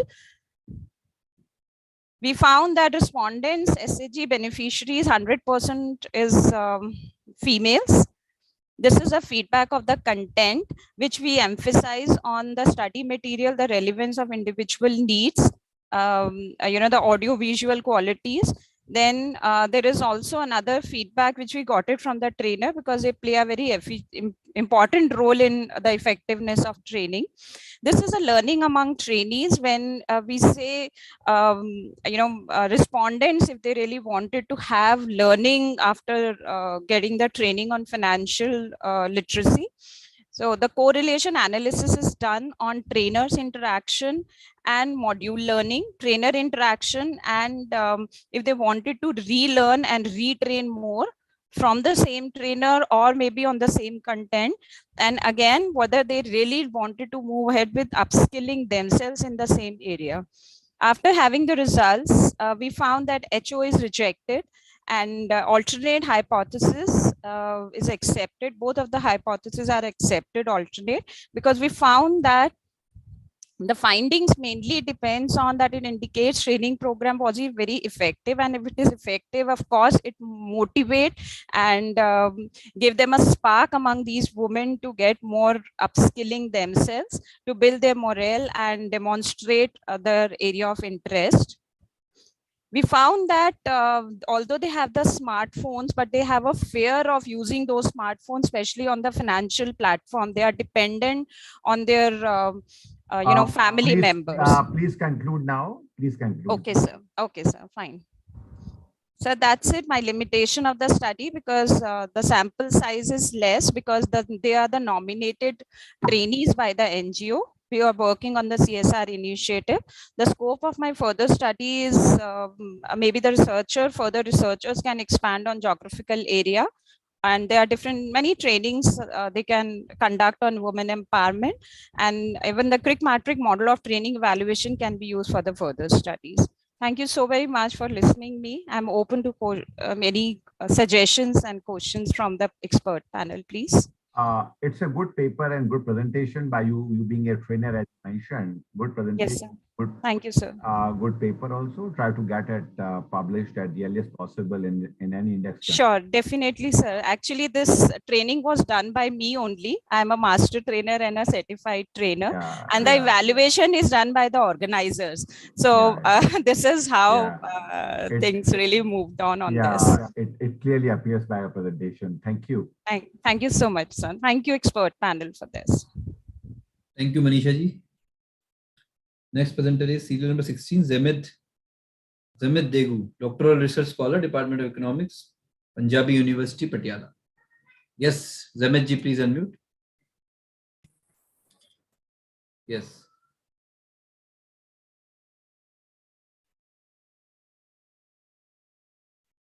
Okay, am I audible, sir? Yes, you are audible. Your screen is also visible. Please continue. Okay. Thank you very much. First and foremost, I would like to thank the organizers, Apex University Department of Economics and NISPRA, for organizing such a wonderful conference. My title is Impact of Human Capital Development on Poverty Reduction of a Developing Economy, Evidence from Ethiopia, with Professor Lapinder Singh from Punjab University, Patiala.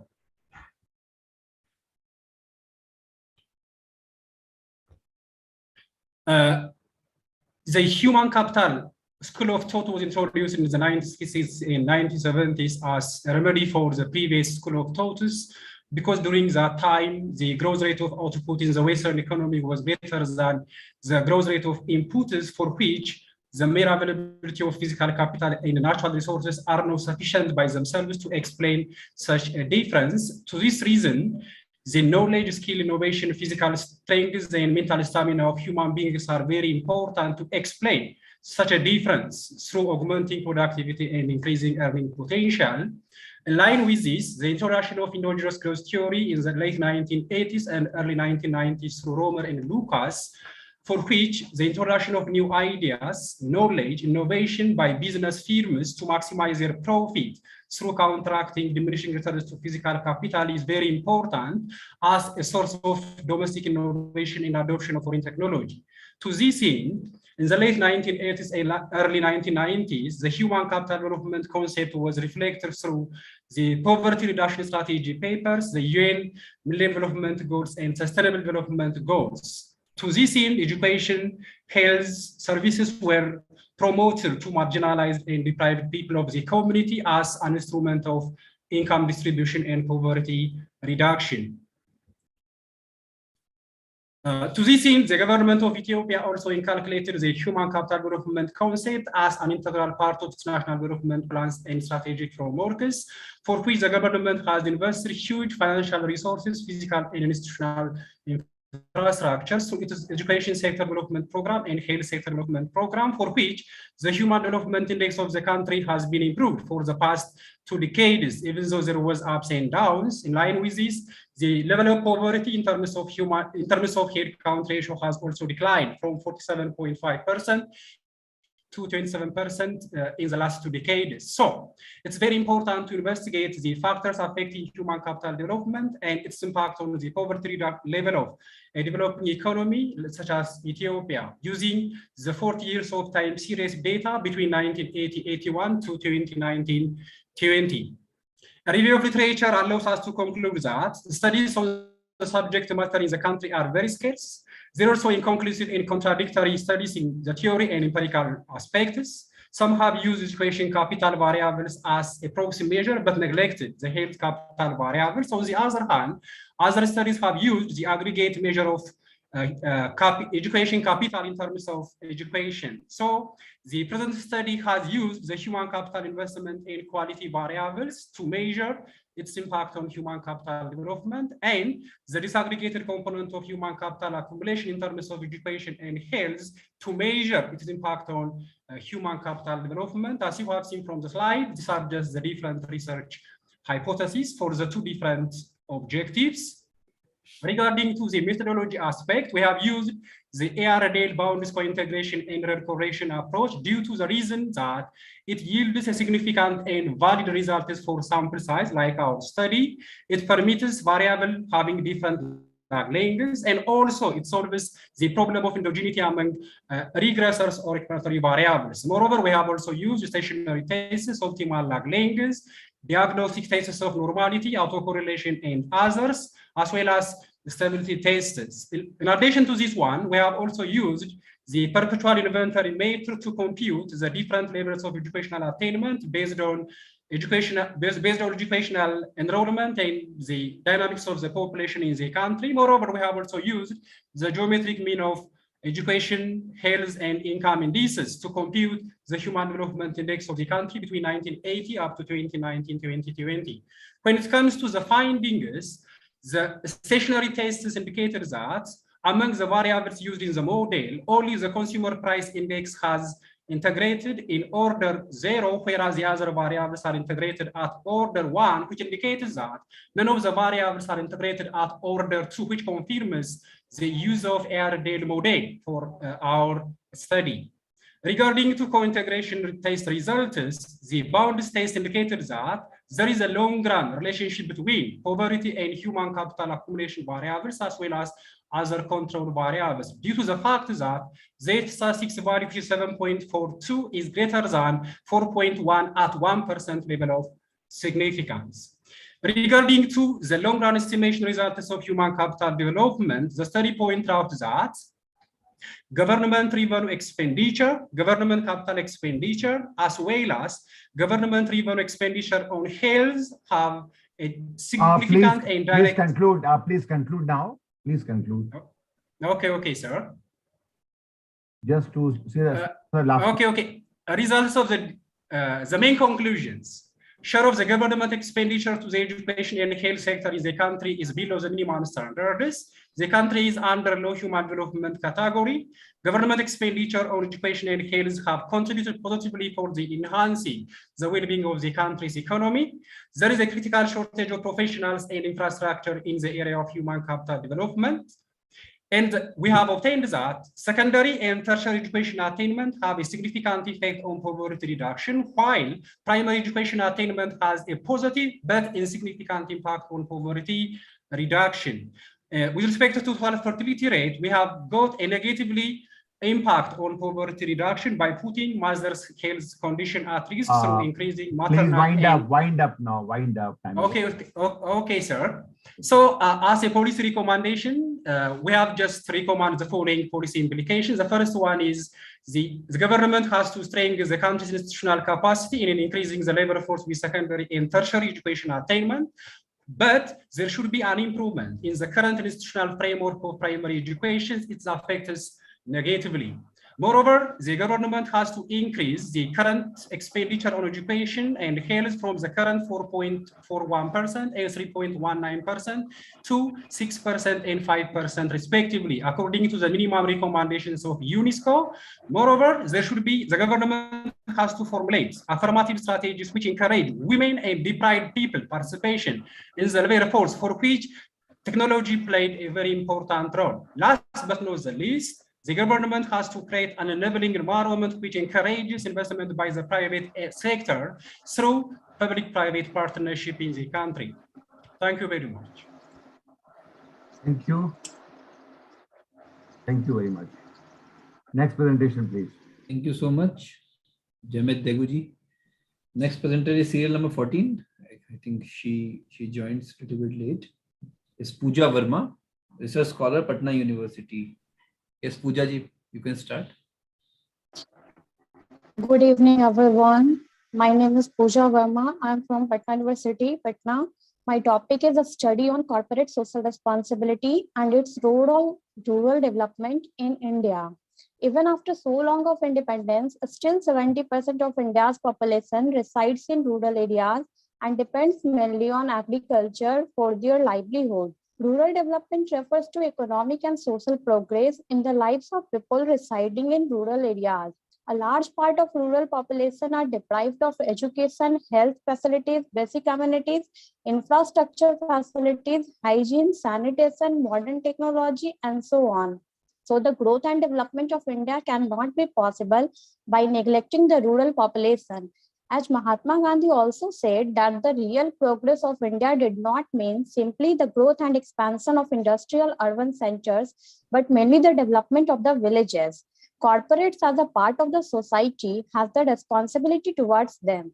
Corporate social responsibility is one of the medium by which company can do for the betterment of the people. It is the commitment of corporates to contribute to sustainable development and improve the lives of the society.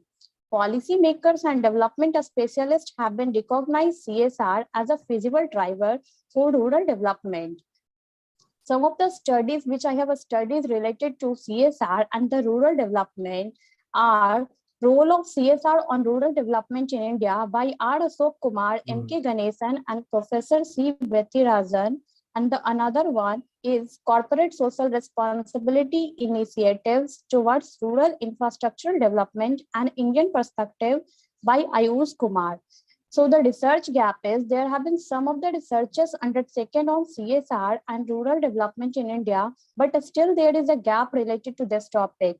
There have been no studies taken on role of CSR in rural development and the expenditure on CSR by some of the corporates of India for the development of rural areas during financial year 2020-21. Please come to the, just a minute. Please come to the research methodology in brief and the findings. Okay. Objectives of the study is to highlight the role of CSR in rural development of India and to address the various CSR projects and the amount spent for these projects by some of the corporates of India during financial year 2021. So research methodology is the nature of this study is descriptive. Secondary sources have been used in order to accomplish the aforesaid objectives.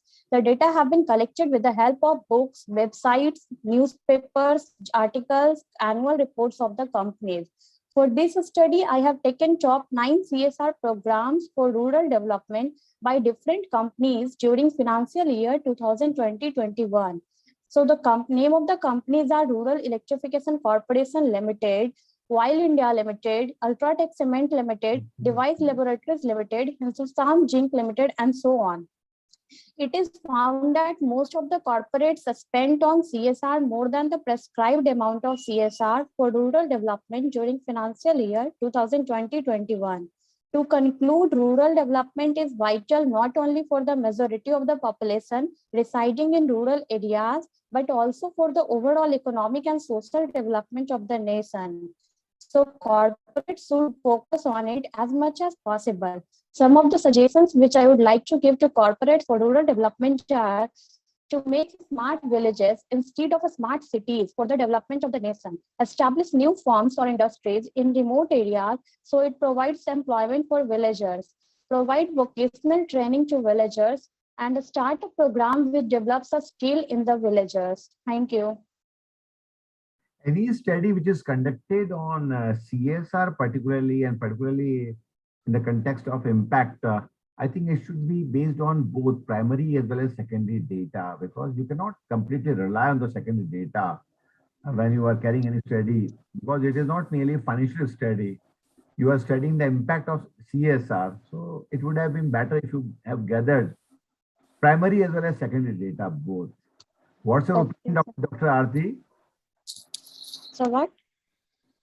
Dr. Aarti Chopra. True, sir. True, sir. Although she presented well, it was a good attempt. But you're absolutely right, because CSR is a concept where we cannot rely on secondary data only, because we have to go and meet the beneficiaries and get to know whether the benefit has been reached to them actually or not. Yeah. Sir, but due to time constraint, no issue. And the second no suggestion issue to next you, time. second suggestion to you, that whenever you give any presentation in any conference, then please prepare some brief PowerPoints also. You know that visuals have their own impact, because everyone cannot remember what you have spoken. So it reinforces what you have spoken. So it would have been better in the next conference. Please give the presentation. Thank you. Thank you so much. The next presenter, Janab Farooqi, Research Scholar, University Department of Commerce and Management, Ranchi. Yes, Janab ji, welcome once again. Thank you, sir. Sir, am I visible and audible? Yes. You please start. Okay. So good evening, everyone. Due to some technical issues, I won't be able to give a PowerPoint presentation. But sweet are the uses of adversity. So I'll try to make the best out of my oral presentation today. Myself, Janab Farooqi, a research scholar from Ranchi University. But you are not visible also. I'm not visible? Yeah. Now you are visible. Now I'm visible. Okay, sir. Okay. So myself, Janab Farooqi, a research scholar from Ranchi University, and my topic is corporate social responsibilities, challenges in India. Objective of this research paper is to point out the challenges in implementation of corporate social responsibility in India and suggest some prospective solution. The hypothesis framed is the implementation of CSR activities in India is still sluggish. And this research paper is exploratory in nature, and the data that is used is collected mainly from secondary sources. So, gone are those days when the ideology that the business of business is just business prevailed. Now, business is seasoned with philanthropy, and implementation of corporate social responsibility is the biggest step towards it. Section 135 of Indian Companies Act 2013 made it mandatory that the companies with a net worth of rupees 500 crore or more, or with a turnover of rupees 1,000 crore or more, has to invest 2% of their profit on corporate social responsibility. And one of the challenges that is faced both by companies who want to spend their CSR funds is the inability to find suitable NGOs for implementation, and the implementing NGOs who cannot find the right type of funder for their projects. More often than not, corporates continue with the same NGOs to be on the safer side. Also, in a country like India, the development industry is still poorly managed and underdeveloped, particularly in rural areas, where such operations are desperately required. Companies are unable to build such capacities and competencies and to carry out local development programs as there are on the guidelines. Also, there is no clear rules and processes on the guidelines that provide a distinct direction to the CSR initiatives in India until recently. And there were no clear policies and procedures on the guidelines that provide a definite direction to CSR initiatives in India. The actual application of CSR has encountered numerous problems and roadblocks, which have been discovered through a number of studies. According to the findings of the study, there was a lack of interest among the general population in participating in CSR activities through various organizations. And when it comes to CSR activities, many Indian businessmen and stakeholders are completely unaware of what it entails. There's scarcity of trained human resources who can efficiently start up and run businesses. As a result, the industry feels hampered in scaling up these efforts. And the majority of the time, Indian organizations undertake these initiatives with local agencies. And these local agencies and agents, they do not take immediate responsible steps to come out openly with their programs, like auditing issues and the impact on the assessment of resource and fund utilization, as well as obviously lack of transparency. The lack of openness has a detrimental impact on the process of building trust between enterprises and the local community, which is a vital area for the success of any CSR activity undertaken at local level. I would like to further conclude my presentation by suggesting some probable solution to the above said problems. Firstly, I feel there should be increased demand from the side of stakeholders regarding full disclosure and transparency of corporate social responsibility, which is done by the organizations. Also, organizations should commit more than just financial resources. They should invest time. There should be integration of programs instead of just being boxed, and corporate social responsibility should be treated as a resource which is available to the whole organization. And the corporate social responsibility efforts should be actively talked about. People should be patting themselves on the back by thinking that they are doing something positive. They are involved in something that is positive. That will be also a source of motivation for the human resource. Conclude now. Please conclude. Yes, sir. The research found the hypothesis framed to be true. This is my presentation. Hope it was crisp and fruitful. Thank you. I'm ready for any suggestions and questions, sir. We couldn't see your presentation, perhaps. Yes, sir. Otherwise, it would have been a good presentation. Thank you, sir. Thank you. Thank you. Thank you so much. Thank you. The next presenter is at serial number 20, Dr. P.S. Rai Chaudhary, Assistant Professor from New Delhi. Yes. Rai Chaudhary ji, please unmute. Please unmute.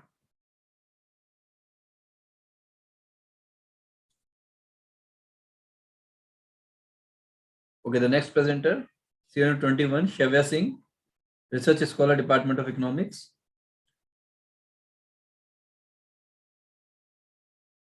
Okay, Rai Chaudhary ji is, yeah, he has started. Please unmute, please unmute.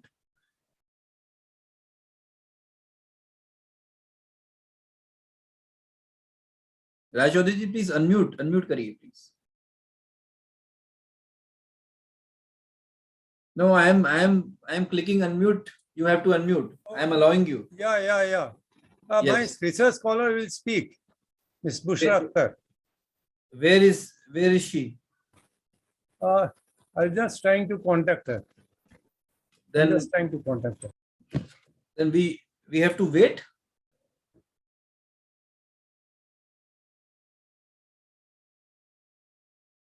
She is going to present. I'm just trying to contact her. Yeah. Okay. Thank you. He has actually, he or she has written his name BA, so that I didn't recognize. Please unmute BA. Bushra Akhtar ji, please write your full name. B. Bushra Akhtar, not BA.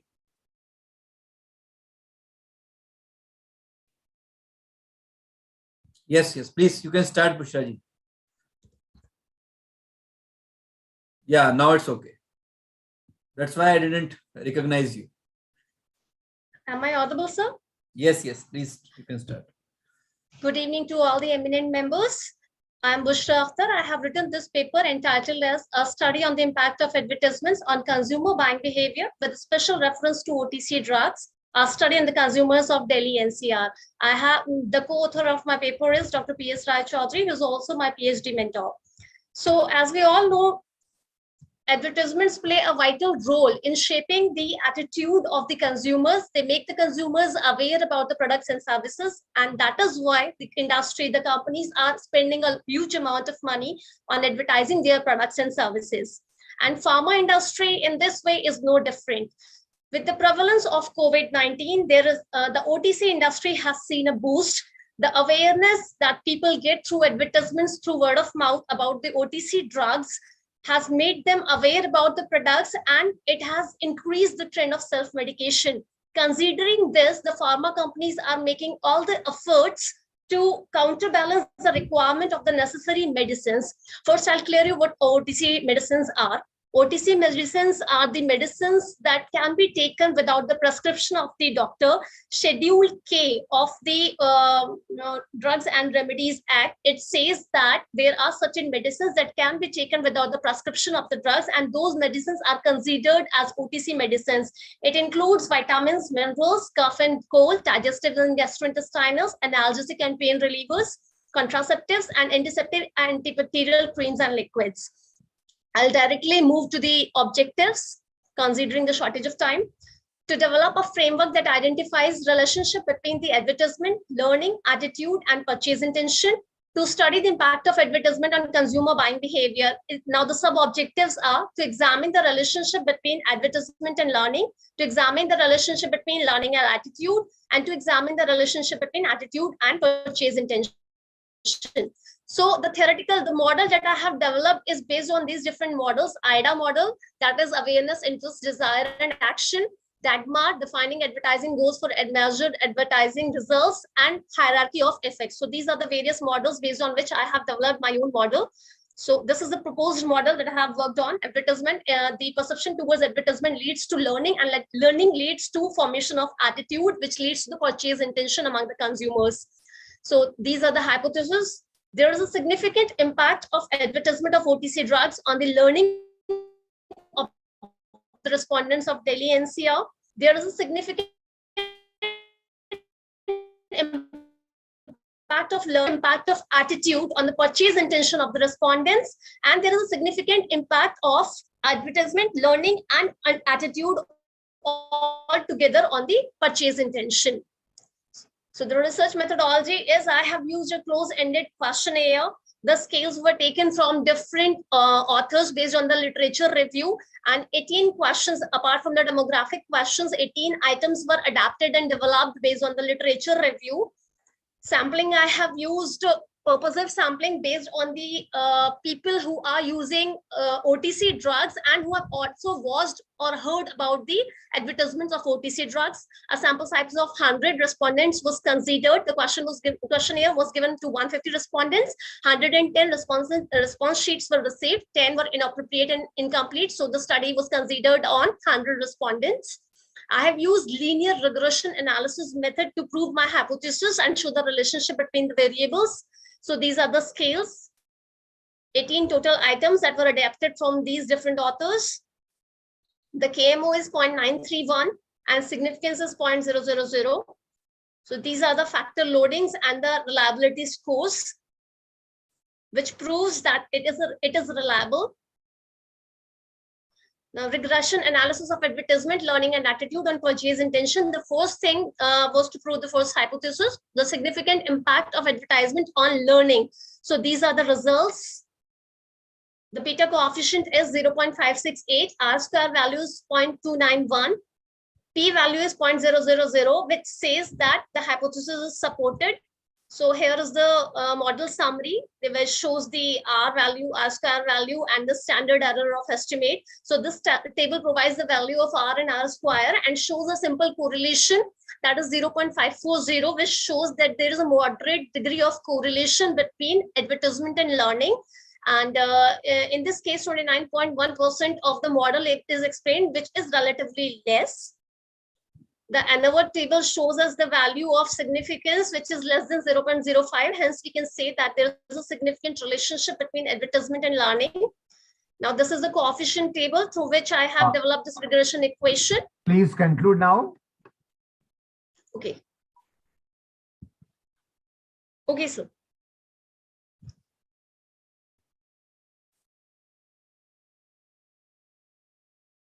So I have done different linear regression between advertisement, learning, and attitude and purchase intention, and a multiple regression which has which included the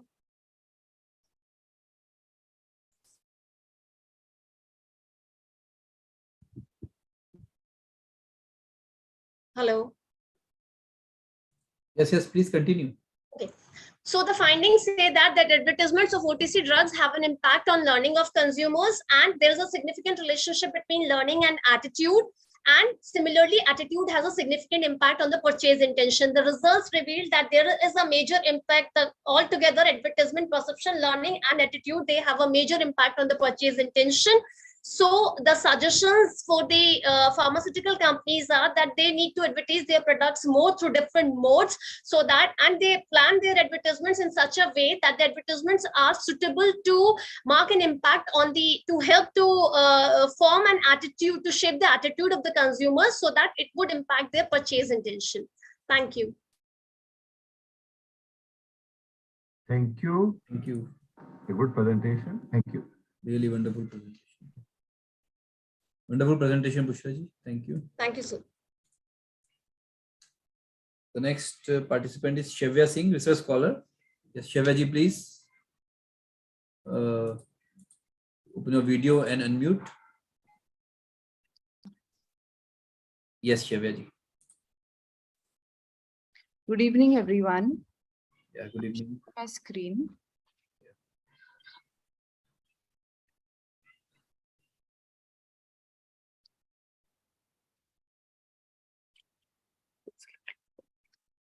There's a little problem. I'm just sharing my screen. No problem, no problem. You can share. You have to click on the share screen button, green button.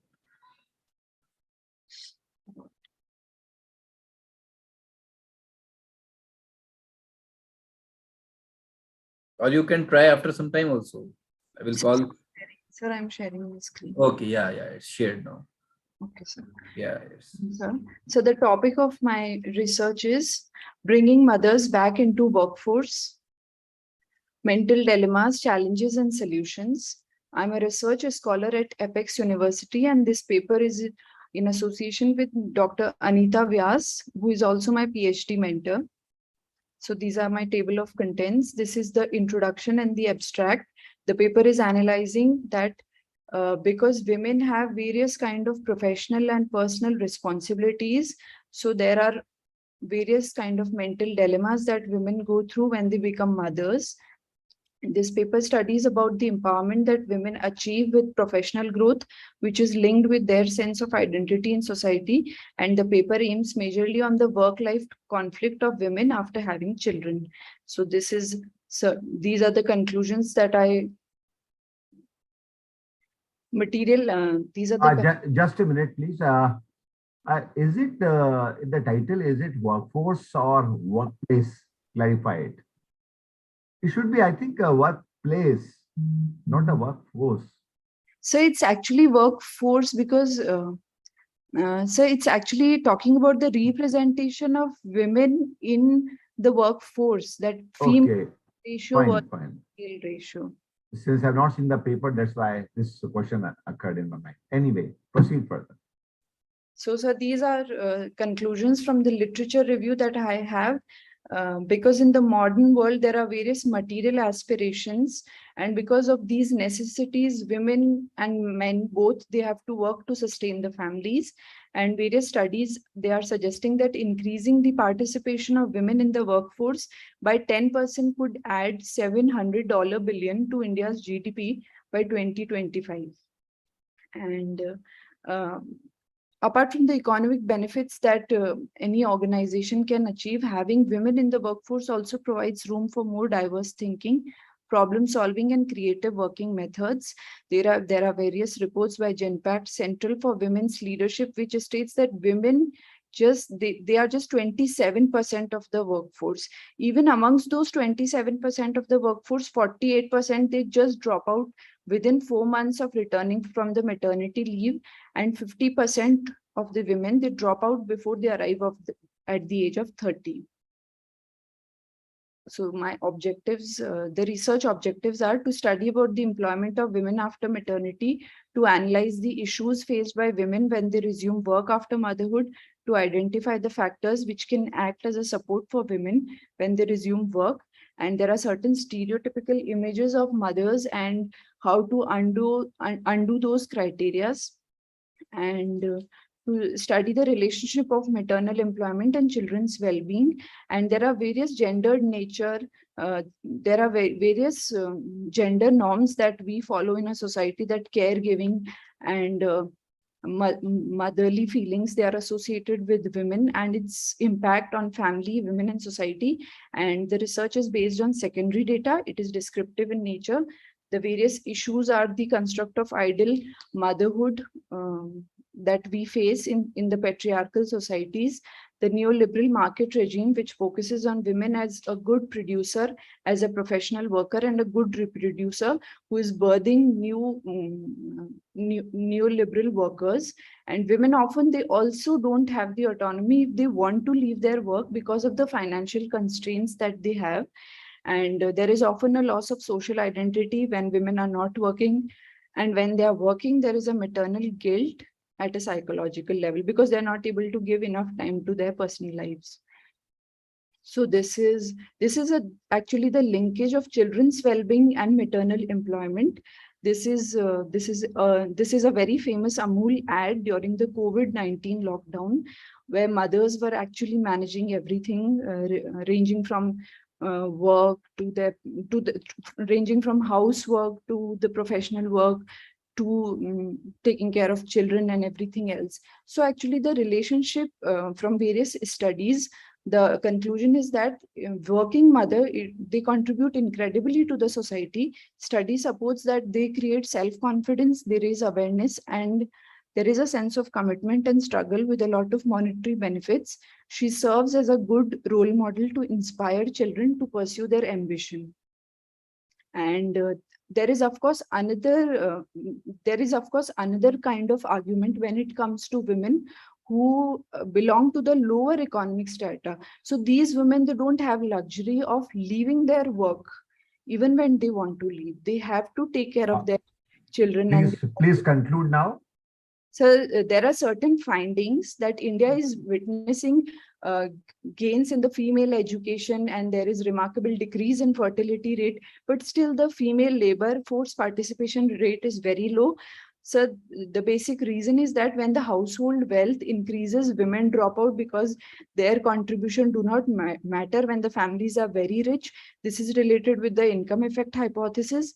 And then there is another conclusion which is related that when there is lack of family support and formal institutional structures, like flexible work arrangements, institutional support for child care, actively contributing to, like women are leaving because of these things. And lastly, the growing mechanization is there. So low skill jobs are not available for women now as compared to the previous times. And these are the conclusion that marriage and motherhood, they shape a lot of choices in women's life. And women professionals, they have negative experiences because of outstation business trips or long working hours or a lot of work, and they're compelled to stay at home. But the good part is that there are various alternative career options which is happening because of this online mechanisms that we have. We have various women entrepreneurs that are coming up, but still much is needed to be done. So these are the references. Okay, fine, thank you. Just a question to you that these findings and conclusions are based on certain empirical research, or it was just an observation? So this is the observation which I've derived from reading various papers and various articles. This research is based on secondary data. So it's a more of a review paper, and it's not empirical research. Yes, sir. Yes, sir. Okay, fine. Thank you. Thank you, sir.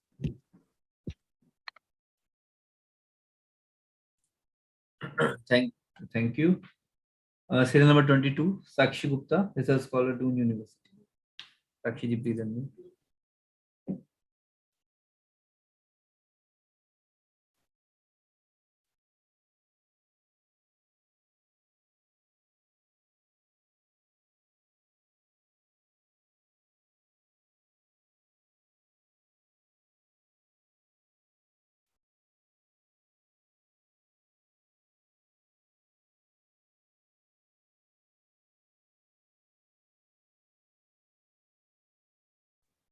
You can start, Sakshi. Can you hear me, sir? Yes, we can hear you. Okay, so the topic for my study is understanding role of psychological contract and employee commitment in explaining organizational citizenship behavior. So when I talk about all the three constraints, they're all related to the behavior of an employee at workplace. I'll quickly jump up to the objectives of the study. That is basically we've tried investigating few things in here, out of which one is to investigate how psychological contract and employee commitment affect the overall behavior. And the main thing that we've tried doing is checking the moderating role of employee commitment on the two factors, that is psychological contract and OCB. Now, this is a quick literature review. When you talk about psychological contract, employee commitment and OCB. So talking about this, psychological contract is basically an unwritten contract between the employer and the employee. And when I talk about employing anywhere, not everything is on the piece of paper. There are certain things that we assume that my employer or my employee would do. Employee commitment, how much I feel related to my organization. And OCB, what is my overall behavior at my workplace. Now, this is what I was talking about, that the theoretical background to this study is social exchange theory. This basically talk about the human behavior and workplace setting. And in social behavior theory, all these three variables have been taken as a crucial part. Hypothesis, the first is that PC, that is psychological contract, has a very significant behavior on the overall behavior. And secondly, we are checking if employee commitment helps anyways in moderating the behavior.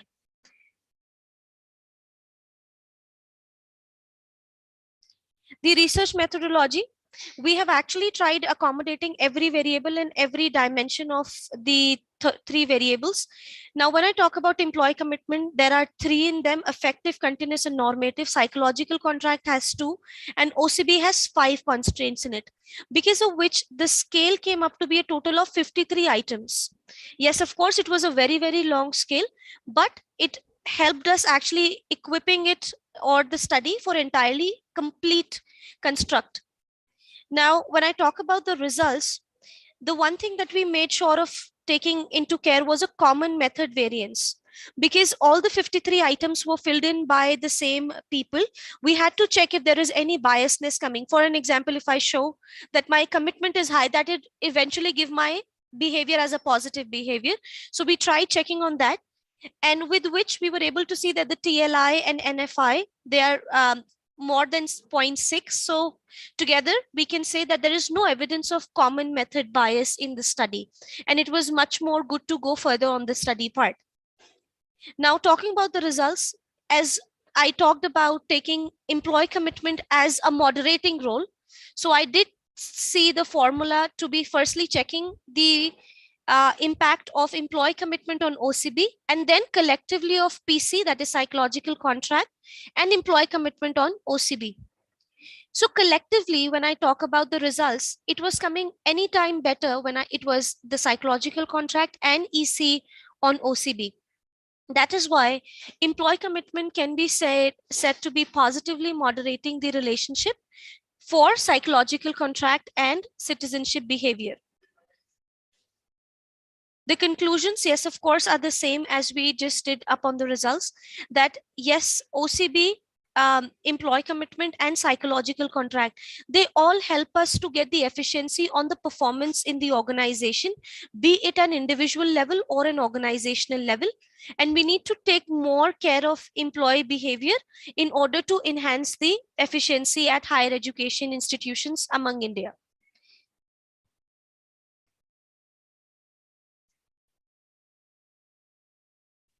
Thank you. Thank you. Good paper, good attempt. Thank you. Thank you so much, sir. Thank you so much. Next presenter is 24, Dr. Kusia Banu. Yes, Kusia Banu, please unmute.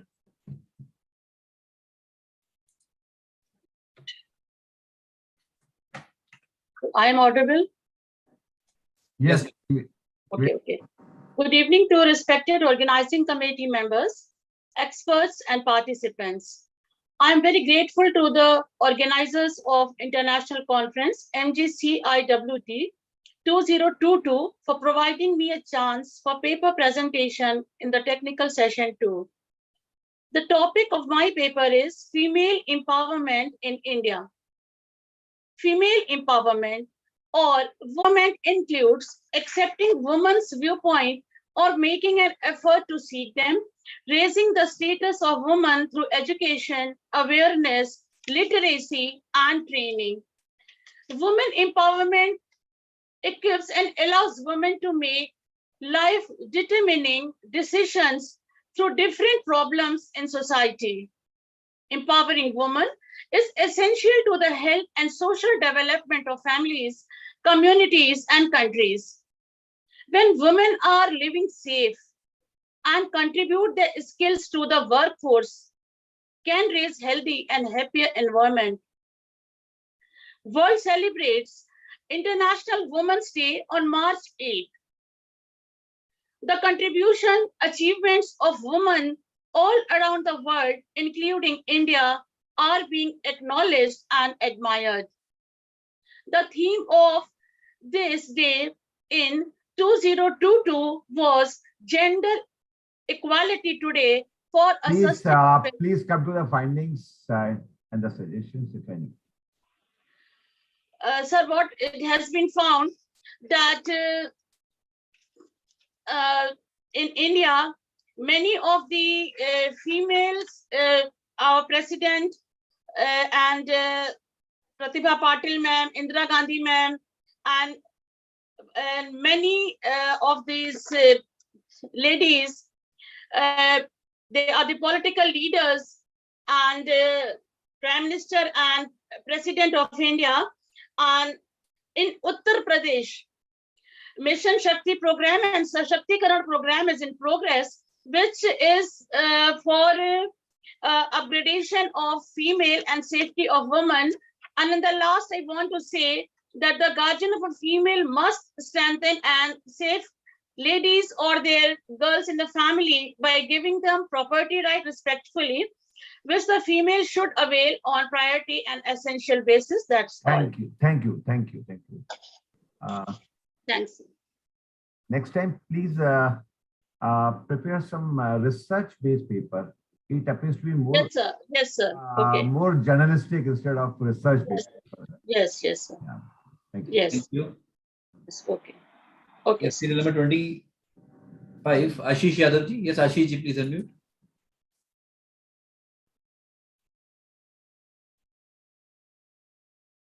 Ashish ji, please unmute. Ashish Yadav.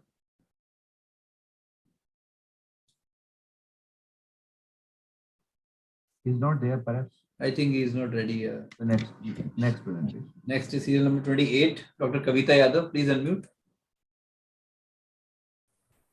Yes, Kavita ji.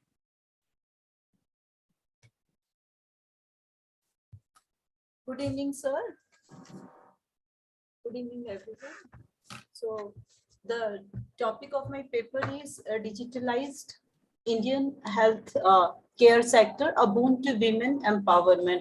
I'm working on it, and in post-pandemic, we have seen that because be it intentionally or be it prepared or be it forcefully, we all have shifted on online mode or digitalization, and we are engaged in the knowing more about it, that this is certain that it leads to women empowerment, and how it is we are working on it. So I can only present my abstract of the paper. Am I audible, sir? Can you hear me? You are audible. Yes, thank Carry you. on. Thank you, sir. Pandemic and global medical crisis had an impact on the health of every citizen worldwide. Women are apparently known to be prone to medical syndrome. All of us know about the, if we talk about in psychological, biological, sexual, or behavioral issue. Technology entered almost everyone's life amidst pandemic, be it commerce, trade, education, healthcare, or employment. The health sector gained prominence in using e-devices and blockchain during this period of a medical emergency, as per medical reports across the world. The health of all citizens is of utter priority by the national medical agencies and personnel engaged in this sector. The health of women in any society played a pivotal role in a healthy nation. Hence, women's health is given due attention in every planning for family or economy by the Indian health sector. In this current paper, the upliftment and advancements in digitalization in the health sector is studied with special emphasis on women's health. Women's health is primarily the focus of this study, as women are the focal points of all the family activities and course, and later they are integral contributors to national economic development. In the evolving scenario of different urban and rural cultures, the commonality of the central character of women is taken as hypothesis in this paper. The objectives of the paper are to assess the intense contribution of digitalization in the health sector in India, which further proved to be a boon and a step towards women empowerment. Women empowerment is measured qualitatively on various parameters like literacy, entrepreneurial tasks, financial independence, decision-making skills and abilities, leadership role, etc., in their offices and home. The benefaction of digital health care and schemes for women and their accessibility and preventive measures in the post-pandemic phase is a centerpiece of the current study. Women are contacted telephonically to secure details for this study. Medical and psychological reports, articles relating to post-pandemic digitalized transitional and behavioral changes in physical and mental health shall be studied. The informed and conscious choice of participating in health awareness, precautionary steps, and early signs of diseases lead to health and longevity among women, which motivates this gender to contribute significantly in parity with their male counterparts towards economic growth and development. Empowered women contribute and constitute empowered nation. Thank you, sir. Thank you, Kavita ji. Thank you. Thank you, Ravi. Thank you.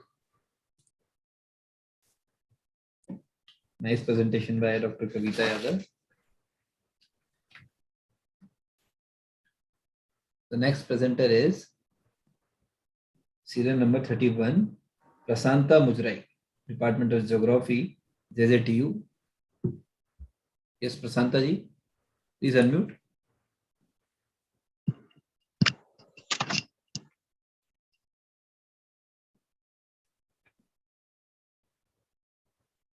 Yes, Prasanta ji, you can start your video also, show your video also. Okay, mobiles.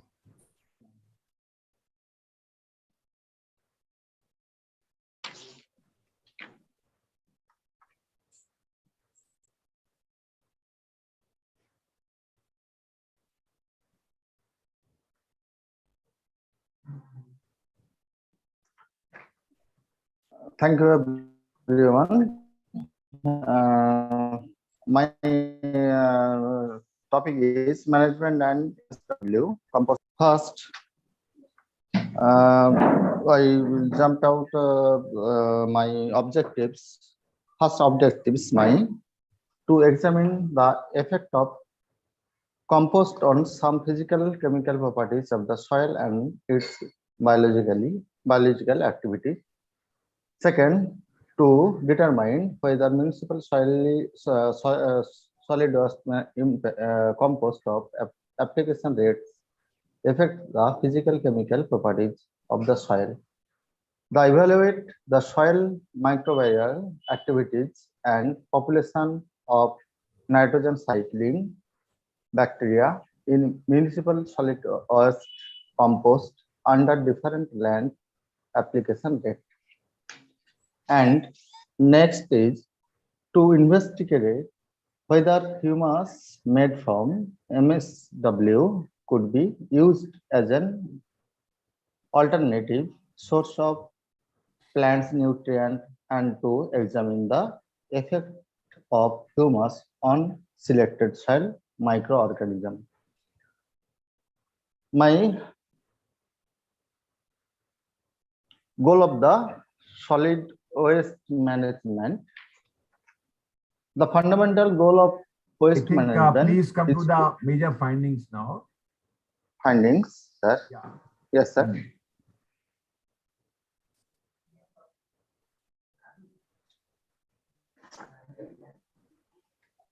Trust management in Indian cities may be solved by composting municipal solid waste. Organic stuff that has decomposed is used to make compost.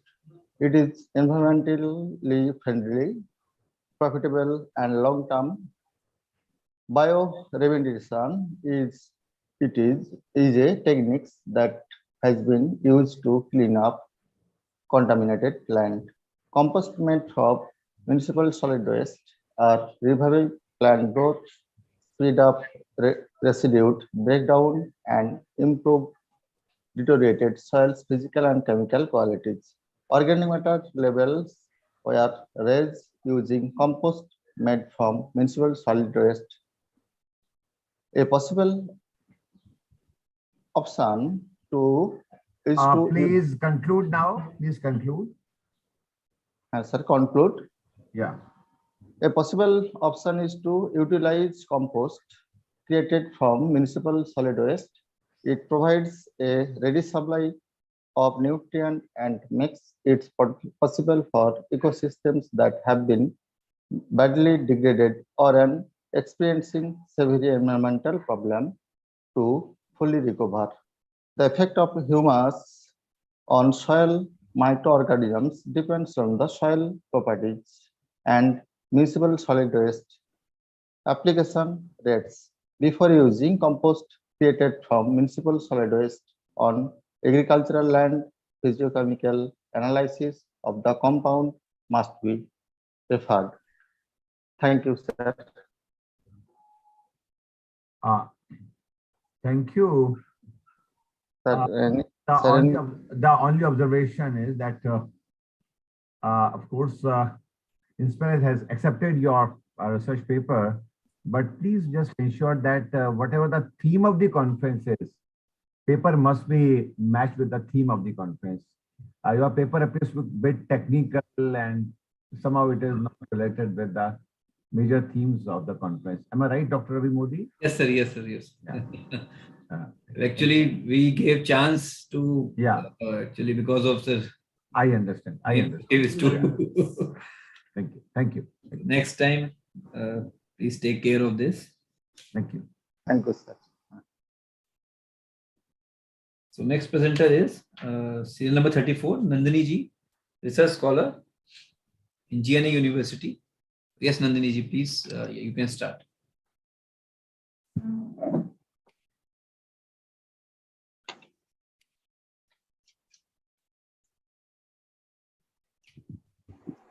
Good evening to everyone. Can I visible, sir? Yes, yes, please, you can start. Good evening to everyone.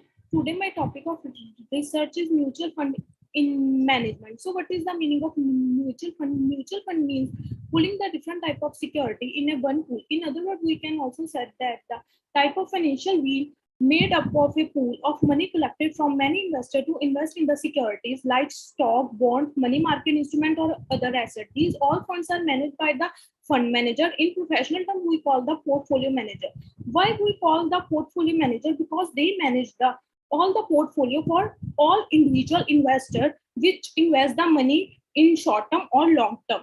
In other sense, investment fund, because in other sense we also call the mutual fund investment fund, because different type of investor invest their money in different security at a one time.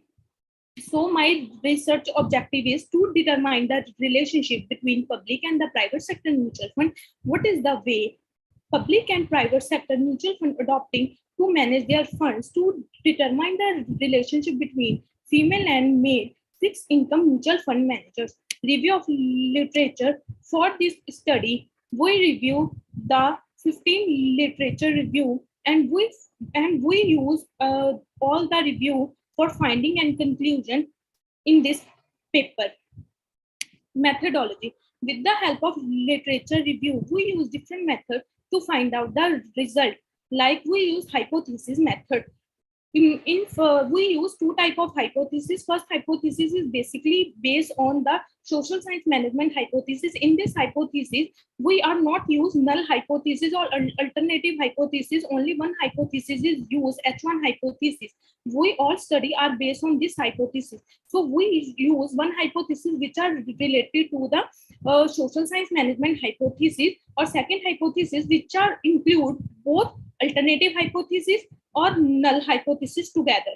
First hypothesis, private sector mutual fund schemes, NAV is higher, public sector mutual fund schemes, NAV.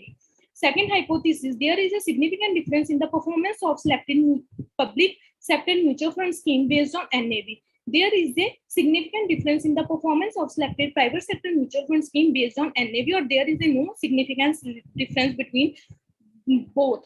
The last hypothesis is null hypothesis. In second hypothesis case, or both A or B is the alternative hypothesis. We saw the result that first hypothesis is accepted because the private sector mutual fund schemes are more profitable for the investor as compared to the public sector mutual fund. In second hypothesis cases, both alternative hypotheses are accepted because there is a significant performance relationship between the private and the public sector, because they invest the money, because people invest the money for gaining a more profit.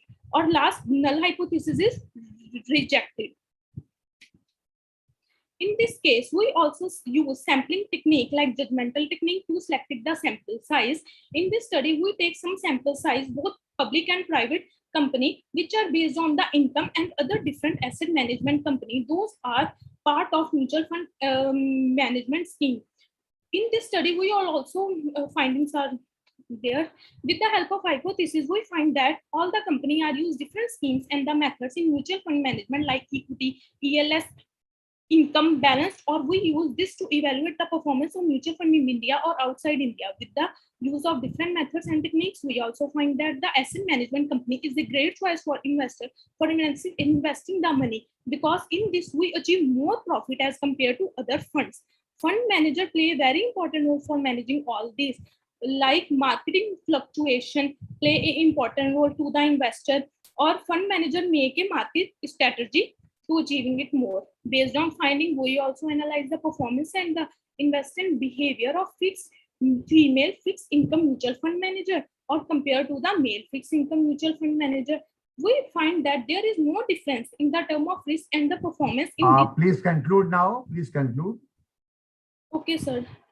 Conclusion: based on our research, at last we conclude that mutual fund is another source for investing the money by their investor. They introduced in the world for many years ago, but India they are developed in past decade. In mutual fund, there are certain type of security and funds to investing the money like open and close end. According to our study, open and asset management company play a great role for achieving the more profit in public and private sector company. SEBI is also involving in mutual fund management process because now a time both and private sector company growing fast. Many new technology are introduced now a time. So SEBI who joined with the mutual fund. At a time, private sector scheme is more growing comparison to public sector company schemes. So now a time, private sector company schemes are more secure rather than the public sector company.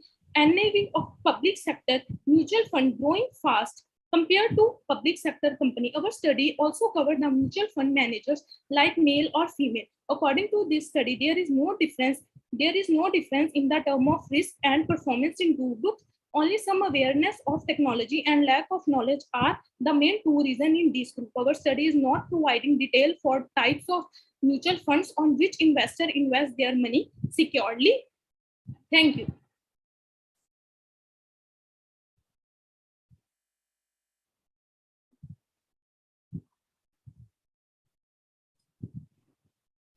Thank you so much. Yes, Mehta sir, anything? Yeah, no, thank you. Next. Thank you, Nandini ji. Thank you, sir. Sir, if Mehta sir, if you allow me, I just want to say something. Sure. So because I actually have been telling the participants to avoid reading the paper. And sometimes, yes. What we see that they just write and they just read it out, because, we can also read. So try to make out the crux out of it. Just Yes, reading, avoid reading and avoid big bullet points. Bullet point means you have to write just the crux of it, just the summary of it. No, avoid writing long paragraphs, not for you only, Nandini ma'am. Just, it is a general observation that many previous participants also wrote so much in presentation. Dr. Aarti, I also endorse your views, whether it is an online conference or offline. Avoid reading paper because it is not a purpose of presentation. You just, of course, for your help, you can always have some bullet points. And since you have written the paper, so just elaborate it in brief. That would have served the purpose. You know that reading becomes quite boring, and the listeners may not be able to just retain what you are speaking. So please avoid reading. Great. Do your research part was very good, but the theoretical part you don't have to read. Just give. Right. It was good, Nandini ma'am. Thanks for the observation. Thanks. Thank you. Thank you. It was a good presentation. Actually, some suggestions are there for you. So try to make some points. Yes. It is not to demotivate you at all because you're too young. You're too young. It was such a good attempt. Your research part was very good. So just for the improvement next time. Thank you. Very nice. Well done, Nandini ma'am. Well done. As a beginner, we really appreciate your effort, but please take note of this observation that we have just given you. Thank you. Thank you. Thank you. Thank you. Yes, Kursiya Banuji, you want to present your second topic? You want to present? Please unmute. Yes, ma'am. Because you contributed 2 topics. You want to present or not? Yes, sir. I want to present, but I am very sorry that due to certain problems, I have not prepared the PPT. No. Okay. And, What you can do is that just straight away just tell us the conclusions. this conclusion. Yeah, Sir, I have taken the topic as a paracetamol or acetaminophen. It was widely used in COVID cases and the name of Dolo. And after vaccination, Dolo was given. It is antiseptic and analgesic and anti-inflammatory also to a few extent. But research has revealed that a prolonged use, very prolonged use may cause cancers in the body, not frequent use or not in a month or not in the 4 months. And it should be taken 500 milligram, that is approximate to 2000 milligram in a day, not more than that. It is done. So that's all. Thank you. Thank you so much. Okay. Thank you. I think the last presenter we have Preeti Yadav. I think Preeti ji. Yes, Preeti ji, please unmute. And if somebody is left for presentation, they can write in the chat box. If I missed someone, they can still write in the chat box. I will invite you. Yes, Preeti ji. Please unmute if you want to. Yes. Sir, 1 minute. No problem. No problem. आराम से करिए. Serial number 41, Preeti Yadav, Research Scholar, Kala Itihas Vibhag, Kashi Hindu Vishwavidyalay, Varanasi. Sir मैं last में करूं क्या, फिर अभी time है? No, you are the last. आप लास्ट ही हैं. आप लास्ट हैं. अच्छा, मैं ही लास्ट हूं. आप लास्ट हैं. You are the last but not the least. Sir बस 1 minute. No problem. You can take your time.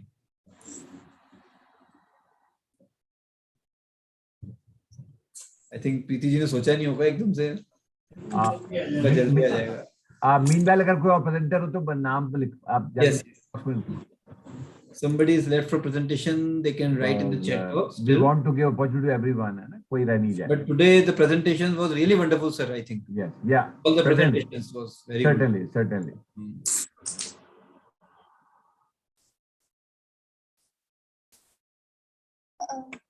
Yes, Preeti ji. Yes sir, बस.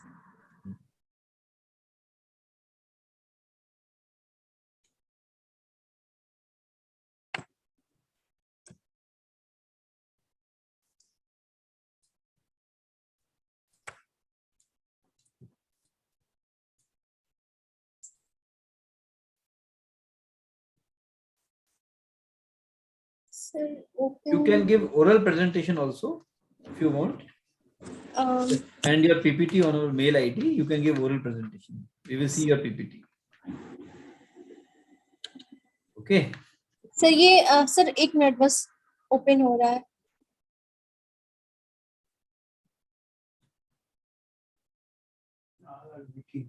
सर पास सर मैं लैपटॉप में खोल रही थी ना तो sir.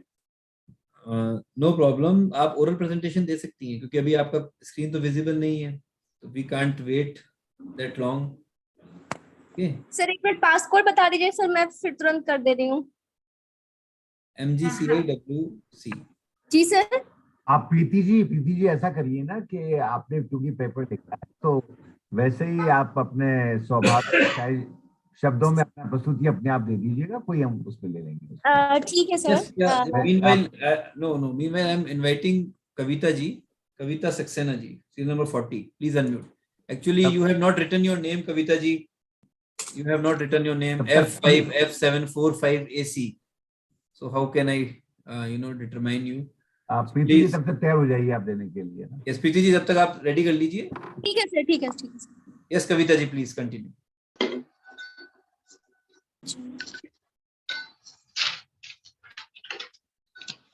Good evening, everyone.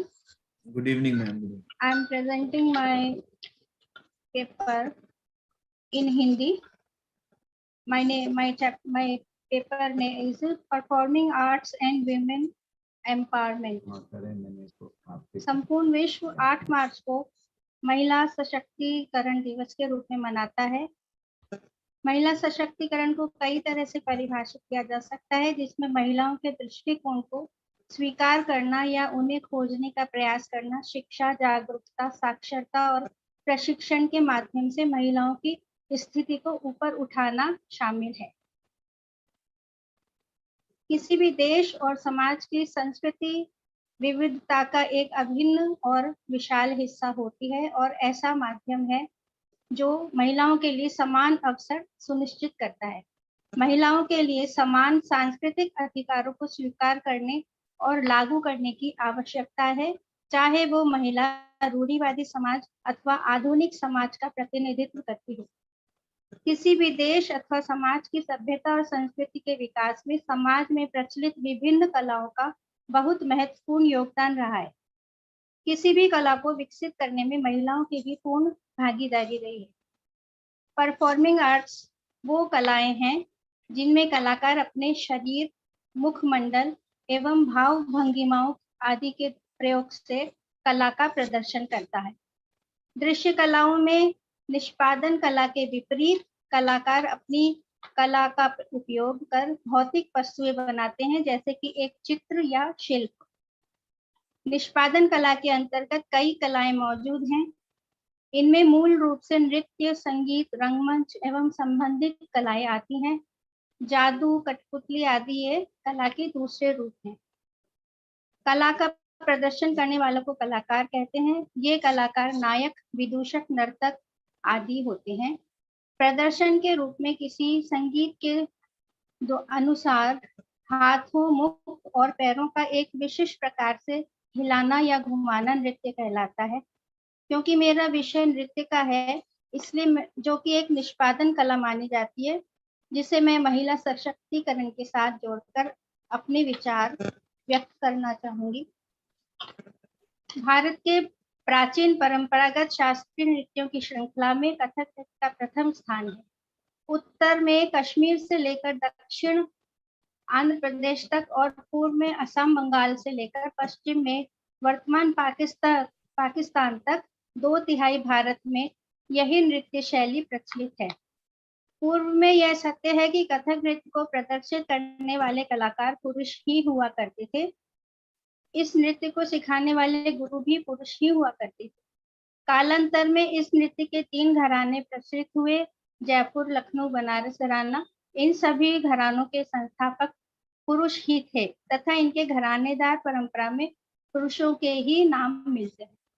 Bharat की स्वतंत्रता प्राप्ति के पश्चात विभिन्न स्कूलों की स्थापना हुई. महाविद्यालय तथा विश्वविद्यालय में नृत्य एक विषय के रूप में स्थापित हुआ, तो सभ्य समाज व परिवारों ने अपने लड़कियों को नृत्य सिखाना प्रारंभ की।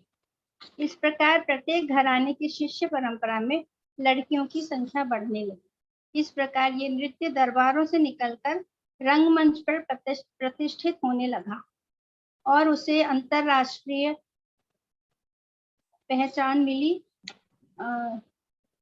उत्तर भारत के कथक नृत्य को सर्वप्रथम पश्चिमी देशों में ले जाने का श्रेय मैडम मेनका को जाता है। मेरा उन्होंने आपसे इस- आग्रह है मैडम, मेरा जी। आपसे आग्रह है कि अपना वक्तव्य 1 मिनट में समाप्त करने की कृपा। हाँ जी बिल्कुल। क्योंकि भारत समय सरकार ने भी इस नृत्य के प्रचार प्रसार के लिए अनेक संस्थाओं की स्थापना की। कथक केंद्र, भारतीय कला केंद्र, लखनऊ कथक केंद्र आदि, जहाँ पुरुषों के साथ साथ स्त्रियां भी अधिक संख्या में नृत्य सीखने लगी और इस नृत्य परंपरा को अपना जीविकोपार्जन का साधन भी बनाया, जिससे उन्हें समाज में सम्मानजनक स्थान तथा आर्थिक रूप से सक्षम बनाया। इसके अतिरिक्त प्रत्येक घराने की शिष्य परंपरा में अनेक प्रशिक्षक नृत्यांगनाओं ने न केवल भारत में अपितु विदेशों में भी अपने नृत्य संस्थान प्रारंभ कर कथक के प्रचार प्रसार में अपना योगदान भी दिया। बहुत बहुत आभार। और स्वयं सामाजिक और आर्थिक रूप से सक्षम बनाया। धन्यवाद। Thank you. आपने बहुत अच्छा बताया कि महिला सशक्तिकरण में नृत्य का क्या योगदान है और स्वतंत्रता के बाद क्या जी परिवर्तन आए हैं। बहुत बहुत आभार। धन्यवाद। Thank you. बहुत ही सुंदर presentation. Thank you. Yes Preeti ji, now you can continue.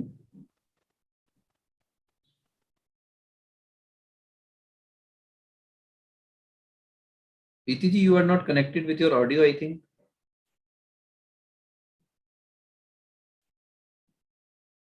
Ravi ji, मेरे ख्याल से प्रीति जी का आज कुछ समस्या है आपके वहाँ पे पेपर हम आपका।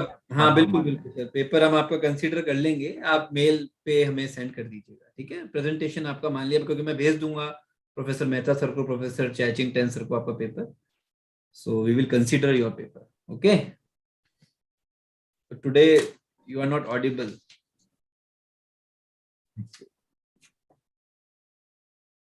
चलिए, thank you so much. So is there anyone still left for presenting? They can still write in the chat box. So thank you so much to all the presenters. It was really wonderful presentation. I would like to invite Dr. Yes, Ravi, let me conclude now.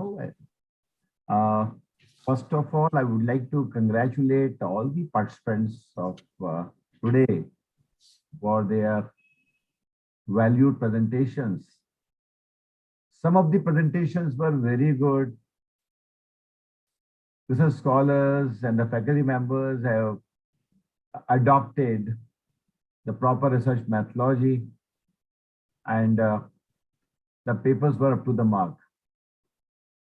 However, some of the papers were lacking research methodology. There were some problems with the title, objectives, and the hypothesis. Perhaps there was some mismatch, what the title was and what was the hypothesis and the objectives. In few cases, what we found that the number of objectives were many. In any conference paper, it is not expected that you may write 7 or 8 objectives. As already mentioned, that you could have confined to just 2-3 objectives, that's all. Yes, on our part, there was a limitation of that time constraint, but whatever the time limit is given, one has to complete the presentation within that time constraint, and that's why we insisted that find your presentation to the major highlights of your paper, the research methodology, the findings and the results. But we certainly agree that many of the research papers were new, presented by the new scholars, just started their research.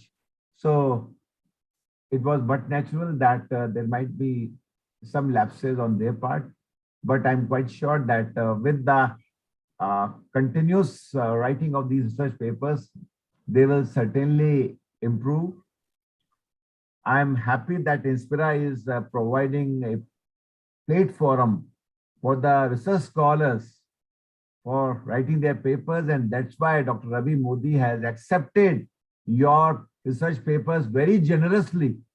Even they may not be relating to the main theme of the conference. The idea of the organizer was to give you an opportunity to give a presentation. And in fact, Inspira always believes the development of new research scholars and giving them the opportunity. And that's why we accepted the papers. But in all, I must congratulate each and every participant for your very good attempt, good presentation. I'm happy that research scholars were quite serious, and they not only contributed the research paper, but presented in large number yesterday as well as today also. And some of the themes were quite good and relating to the theme of the conference. So that was a very good attempt, and I'm quite sure that those who have attended this online conference yesterday as well as today, they might have learned not only in terms of the content, but in terms of the style of presentations also. We all are learners.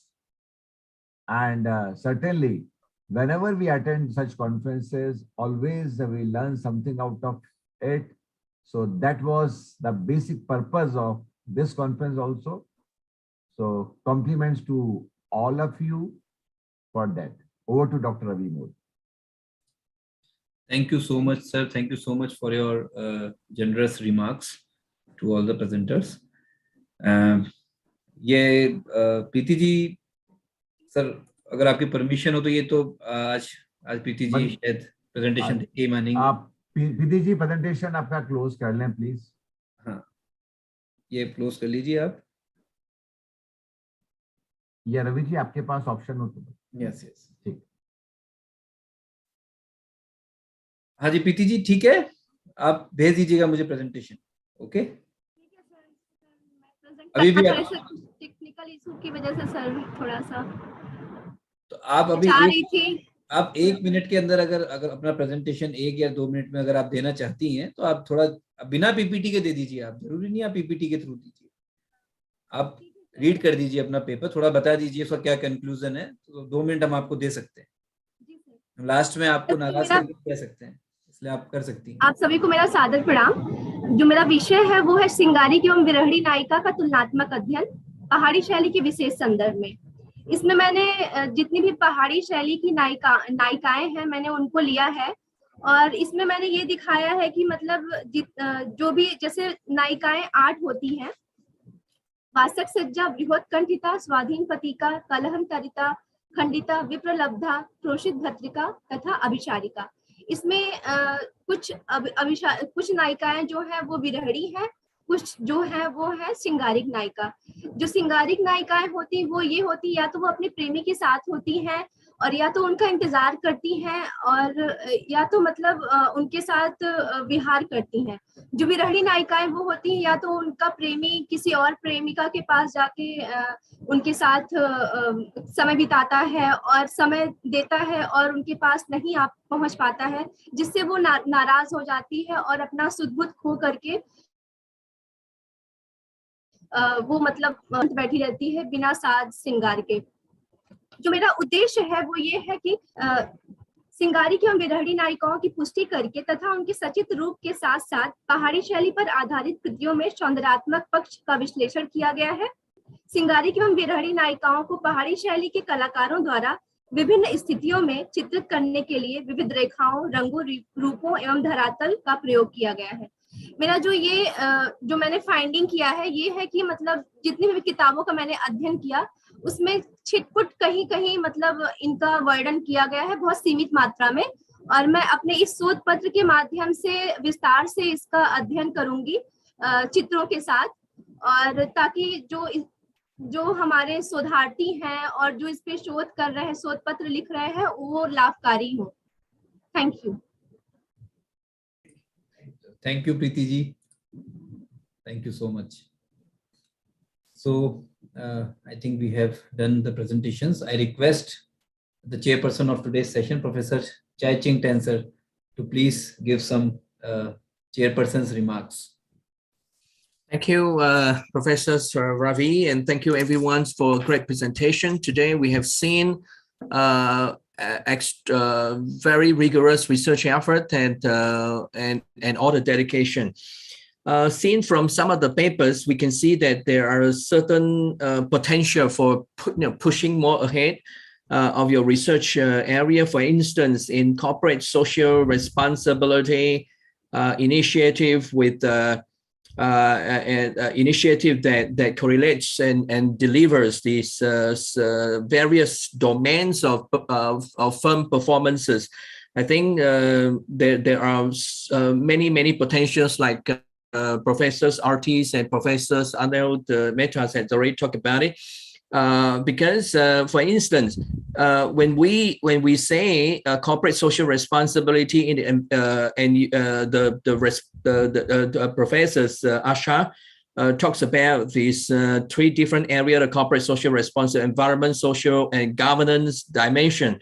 But which of the areas that deliver a significant impact on firm performance, and why yes and why not, and so in that case, I think we can do a lot more potential research, because those are very important. The reasons why I say so, because many times we are doing certain corporate social responsibilities, but we do not have alignments with our company's identities and company strategy. And certain company practices are very environmentally oriented, such as they may be in automobile. And so environmental corporate social responsibilities probably would be more more strategically aligned. Others companies would be more socially oriented, such as they may be in hospitalities or tourism, and therefore CSR on the social dimensions would be significantly able to deliver firm performance. And other companies would be in maybe banking and corporate governance, or the conglomerate would be very important, and therefore a CSR in that domains would contribute. So in that sense, I think research really demonstrates a couple of things, like Professors Anil Metas had talked about it, asking a couple of questions in terms of generalization. What exactly we would like to generalize? So from that various perspective, what I have just mentioned, you can do from the generalization perspective, you can therefore do more research and deliver more potential. And not only generalization is important, but I think it's how we do implication. In a good research paper, I think it is very important that we not only present results and discussions, but also capable of presenting in the context of the relevant application. And that is what generalization is for. So generalization is not just a simple representative in terms of sampling, but also in terms of theoretical application as well as the actual application, and that is what the ANOVA and t-tests are for. So I think this is one example that I'm seeing the rigorous spirit of these of the papers. And others researchers also demonstrated many similar areas, which I only illustrate the spirit. I can note share some of these ideas of Professors Anil Metas, and Professors Artik Chopra during the discussion of your presentation session, that we should be constraining and being more focused on the research objective. And also, using not reading in the sense of presenting the essence from our heart, from our mind, not reading. Many research objectives are okay in the shortest times, provided we have the skills to deliver within 5 minutes. But I think the key thing is not only that. The key thing, I think, is ability to see the big pictures of this 6 or 7 research objective. We must make sure that all the research objectives together provide an integrated picture, not together become a fragmented pieces of information here and there. We should integrate all the research objective for big picture purposes, and that is what phenomenon is for. Research is for. Research is for doing something that we can touch upon tangibly, and if we and with direction. And if we have 7 research objectives that are not able to integrate, it becomes fragmented. Then we are not seeing a picture. We're not seeing a cohesive picture. And without seeing a cohesive picture, the generalizations would be, or the implications would be very would be weakened in a sense. So I think a couple of things that we all learn from each other. All of those things I have learned from all of you. From all your presentation, your ideas are very innovative.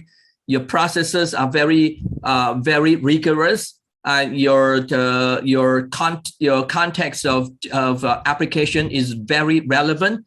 Meaning that you really know what you're doing and you really devoted to contribute to bring up the qualities of the organization and also the quality of the community. So with that contextual insight and with methodological processes and bearing in mind this research spirit, I'm sure everything will be all right. Then I have seen Inspira has brought us to a very much growing stage, and so I think all of us are growing together with Inspira. So I would like to take this opportunity to thank Inspira and also the facilitators and moderators and all the presenters and also all the keynote speakers for teaching all of us pieces and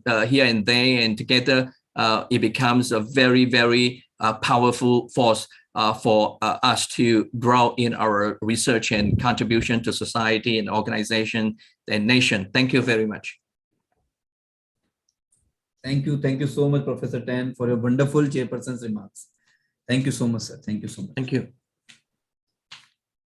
And now, with the permission of chair, I would like to invite Dr. Aarti Chopra, Joint Secretary, Inspira Research Association, to announce Inspira Academic Excellence Awards, June 2022, and 6 Best Paper Presentation Awards for Technical Session Day 1, that is yesterday's session, June 25th, 2022. And I also request everyone to please on your videos, because this is a time for announcement of awards. We will take some screenshots also so that we can share in the social media. So your presence is also necessary. So you can please start your videos. Yes, ma'am. Dr. Aarti Chopra. A very good evening. Professor Chai Ching Tan, sir, today's chairperson. Professor Anil Mehta, sir, additional co-chairperson for the session. Professor S.S. Modi, Professor O.P. Jhankani, Dr. Anita Vyas, our keynote speakers, Dr. Gul Beram, Mr. Deepak Raj, Dr. Beatrice Lucia Bizotto, ma'am, and everyone, all the delegates and all the participants who are present here with us. First of all, it's a request again, please turn on your videos so that we'll have some good photographs and we'll witness that you all were together. We all were together in this platform. So now I would like to thank the organizing secretary, Captain Dr. Ravikant Modi, sir, to give me an opportunity and the privilege, the pleasure to declare the awards.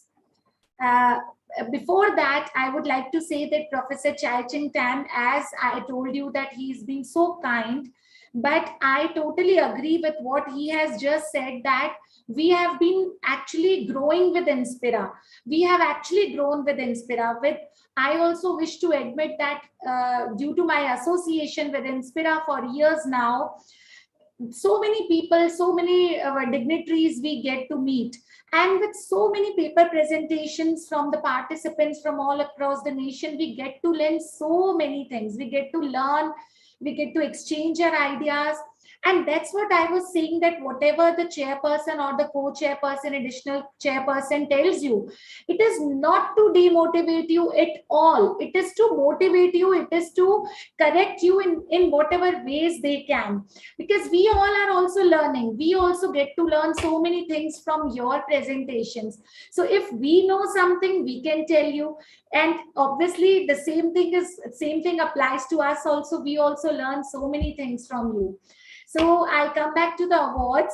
Thank you so much, Ravi sir, for giving me an opportunity. And as you all know, that you all are winners. All the participants, all the presenters are winners, because it takes a lot of guts to, write a paper and to present the paper in front of so many delegates from all across the world. But when we recognize the efforts of a person, it gives a boost to the person, it energizes the person to do more and more. And the participants who are not getting the award this time, they also get the feel that next time we may do even better. So in this series, I am really excited to announce the awards in 5 categories first, that is Inspira Excellence Awards.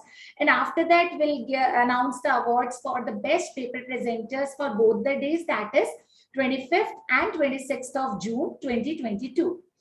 So at the opening remark of the conference, the president of Inspira Research Association, Professor S.S. Modi sir, mentioned in his address that Inspira Research Association is a registered organization which is basically meant for the development of multidisciplinary research with its varied activities. Like, there are so many workshops, international and national seminars, and FDPs, MDPs, so many motivational sessions, and of course 5 reputed journals with high index factors.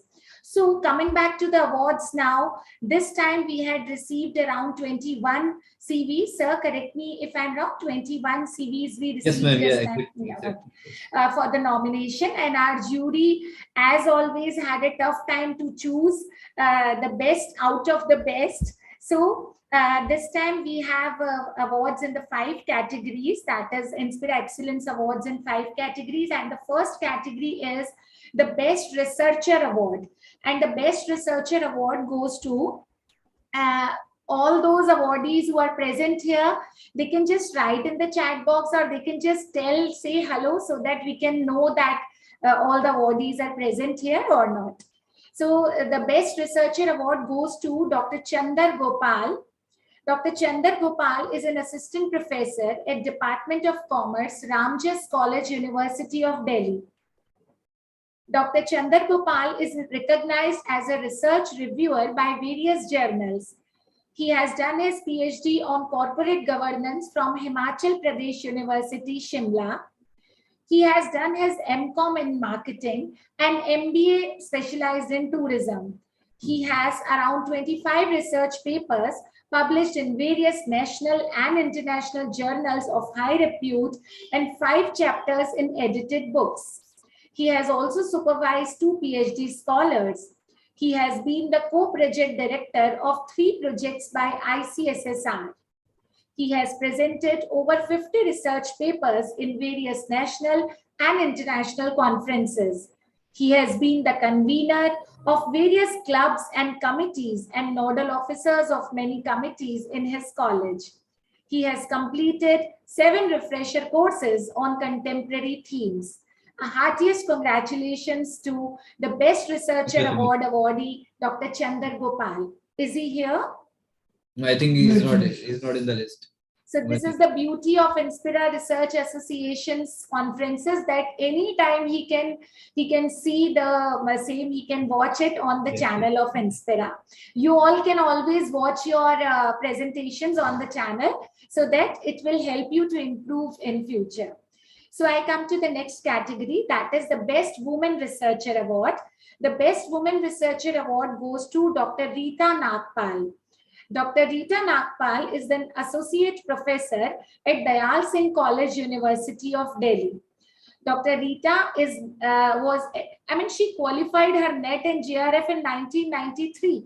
This was so shocking for me because I wish to share here that I qualified my NET commerce in 2006, and that time there were very less people who were NET qualified because NET was not that popular at that time, and I see very few people who has qualified NET before me, that is before 2000s. And this here I see in her CV that ma'am qualified her NET in 1993. That is really commendable. She has done her PhD in human resource management, and she has a teaching and research experience of over 25 years. She has enormous papers published in various national and international journals. She has been the convener and member of many academic and cultural committees. She has been the gold medalist in her masters, and she has been associated with Institute of Company Secretaries of India also. A heartiest congratulations to Dr. Rita Nagpal, Best Woman Researcher Awardee. Is she here with us? No, I think she's not. Okay. So I move towards the third category of awards, that is the Best Scholar Award. And the Best Scholar Award goes to CA Dr. P.C. Tulsian. The CA Dr. P.C. Tulsian is such a big name. We all know him. We have all seen his books because he has written not one, not two, not three, not four, 80 books. He has authored 80 books on accounting. So obviously he is a famous name. CA Dr. P.C. Tulsian is a professor at Ramjas College, University of Delhi. And not only this, but he has been the officiating principal also of University of Ramjas College, University of Delhi. He has more than 35 years of teaching experience. He has functioned as the director of Board of Studies, the Institute of Chartered Accountants of India. He is the resource person for more than 100 seminars. He has authored, as I already told you, more than 80 books with reputed national and international publishers. He has received many awards as exemplary services contributed to profession by Institute of Chartered Accountants of India and Best Author Award by Federation of Indian Publishers. After his rigorous research, he has provided many accounting treatments which are still followed by CA students, Chartered Accountant students, Company Secretary students, and Cost Accountant students. And he has developed a syllabus or curriculum for more than 30 subjects for senior secondary students. And I remember that 11, 12 students in the school, the college which I am in, they have a school also, and the books from Dr. P.C. Tulsian are recommended there also. So congratulations, sir. And it is so nice to, speak so much about you. If you are here, it will be pleasure to see you also. Is Dr. Tulsian here with us? No, ma'am. Thank you so much, Dr. P.C. Tulsian ji. Actually, it's our pleasure to receive his resume. That's so wonderful. I hope I could have seen him also, but probably some other day. He will join. He will join. Yeah. I talked to him. He will join. Yes, sir. So now the next category is the Best Women Scholar Award. The Best Women Scholar Award goes to Dr. Sarika Agrawal. Dr. Sarika Agrawal has been the faculty at Sophia College Gwalior, Prestige College Gwalior, the City College Gwalior, and the Jivaji University, and AEC.com. She has done her PhD on measurement of customer satisfaction in banking sector. She has published 15 research papers in reputed journals. She has presented over 40 papers in various national and international conferences.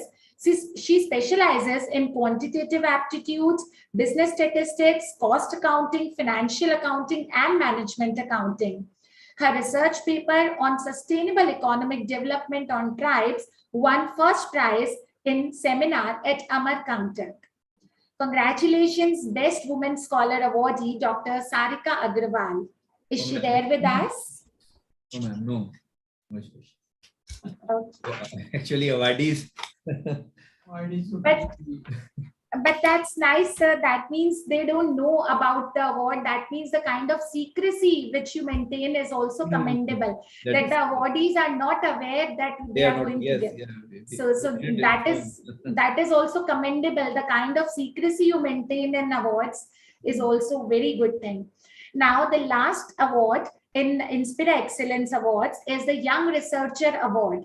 And the Young Researcher Award goes to Dr. Krishna Vyas. Dr. Krishna Vyas has worked with Sri J.H. Balodia Women College, Rajkot and RK University City Campus, Rajkot. She has been the topper throughout in MCOM, BCom and MPhil. She has been invited as a resource person in a webinar by IQAC and Department of Business Administration and Information System Management.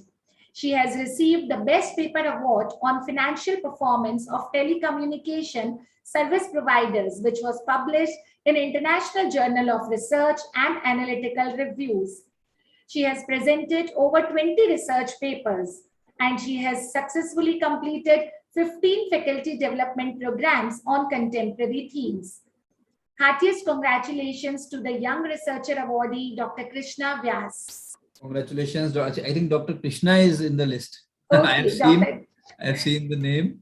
Yes, Dr. Krishna, please unmute. Congratulations. Thank you so much, sir. Congratulations. Congratulations. Thank you, sir. Thank you. Sir. Actually, the word that I wanted to share you is like I have already done one conference with you, right? So I have learned so many things in this conference, and again, we want to see you. Please open your. Actually, sir, due to heavy rain, we are having some network issues, sir. Here. No problem. Congratulations. Congratulations. Gujarat, yes, sir. Nice, yes, Sam. thank you so much. We are waiting to rain here because for 2 days it is too hot here. Congratulations to all of them. Congratulations. Congratulations to all the awardees of Inspira Excellence Awards. And now I come to the next category of awards, that is the Best Paper Presenter Awards for both the days. For first day, that is 25th of June, I'll be announcing. And for the second day, that is today's session, 26th of June, I will be requested Captain Dr. Ravikant Modi sir to announce the same. So for day one, as you know that we usually acknowledge 2 people on one position. So the same thing is today. So on the 3rd position, this is for 25th, day 1. 3rd position, the first awardee on 3rd position is Sophia Hamid. Sophia Hamid is from Maharshi Dayanand Saraswati University, Ajmer, Rajasthan, and her topic was Financial Performance of SBI and HDFC Banks, a comparative analysis on Camel model. Congratulations, Sophia Hamid ma'am, if she's there with us. Sophia ma'am is there. Okay, congratulations. Thank you so much. Thank you so much, ma'am. Okay. So now the second awardee on the 3rd position is Father Beju Thomas. Father Beju Thomas is a research scholar at Ramakrishna Mission Vivekananda Educational and Research Institute, Tamil Nadu, and his topic was the impact of technology on sustainable development of ecosystem. Congratulations, Father Thomas, if you are there with us. Now we move towards the second award. The second award, the first awardee for the second award goes to Dr. Ramesha V. Dr. Ramesha V is an associate professor and coordinator, Department of PG Studies and Commerce, Government First Grade College for Women, Karnataka. And his topic was an analytical study on stock investment selection with reference to Infosys company.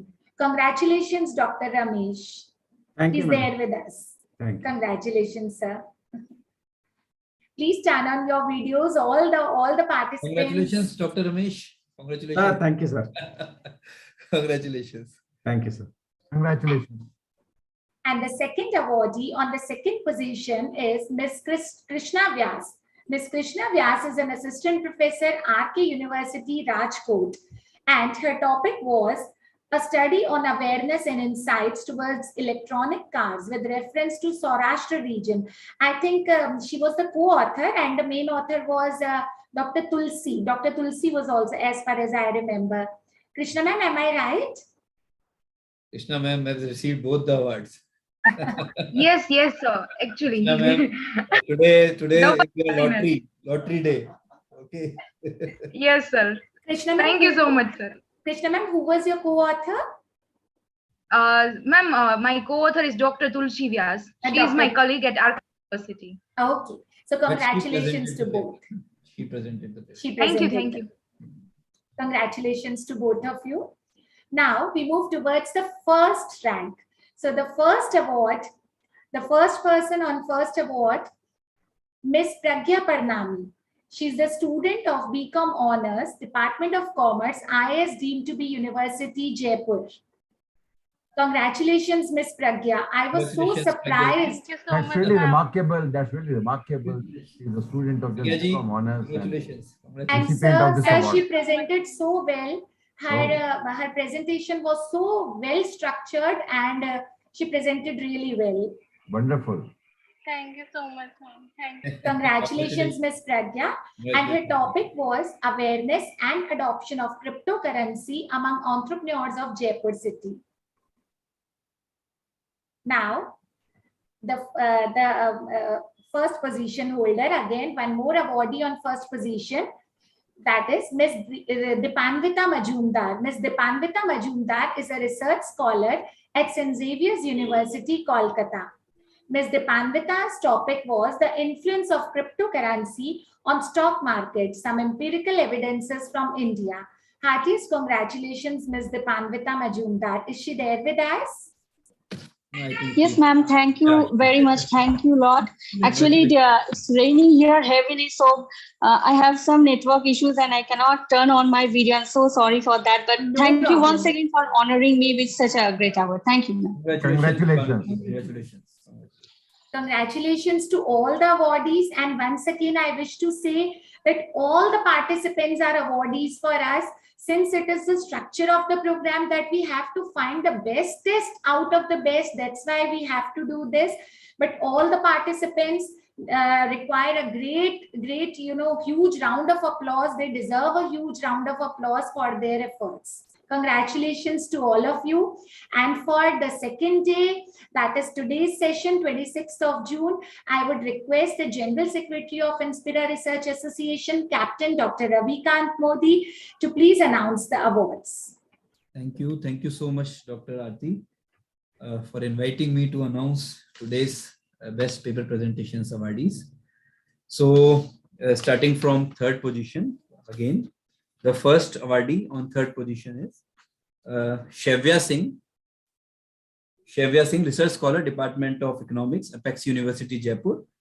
And her topic was bringing mothers back into workforce, mental dilemmas, challenges, and solutions. So congratulations to Ms. Shavya. Congratulations. The second awardee on third position is Sakshi Gupta, Research Scholar, Doon University, Uttarakhand. And her topic was understanding the moderating role of employee commitment in explaining organizational citizenship behavior. So congratulations to Sakshi Gupta. Now moving on to second position. Actually, before I announce the awardees, I would like to say something that today's presentations was really wonderful. All the presentations was really wonderful. It is very difficult for us to to choose in these positions. So for us, everybody is winner. So please don't mind if you are not in the list. So moving on to the second position. The first awardee on the second position is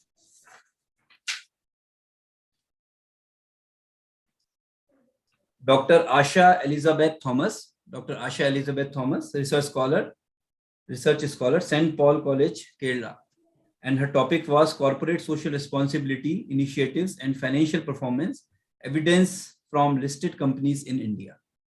Thank you very much, sir. Thank you. Congratulations, Dr. Asha. Congratulations. It was really wonderful presentation.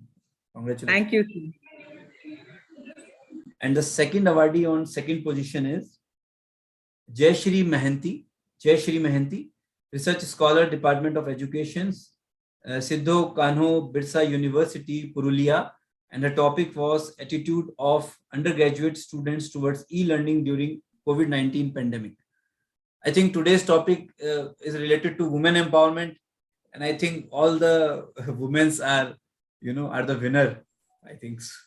Thank you so much, sir. Congratulations, Jeshi ji. Congratulations. Thank you so much. Congratulations. Thank you, sir. Moving on to the first position. The first awardee on the first position is serial number 1. She is on the first position.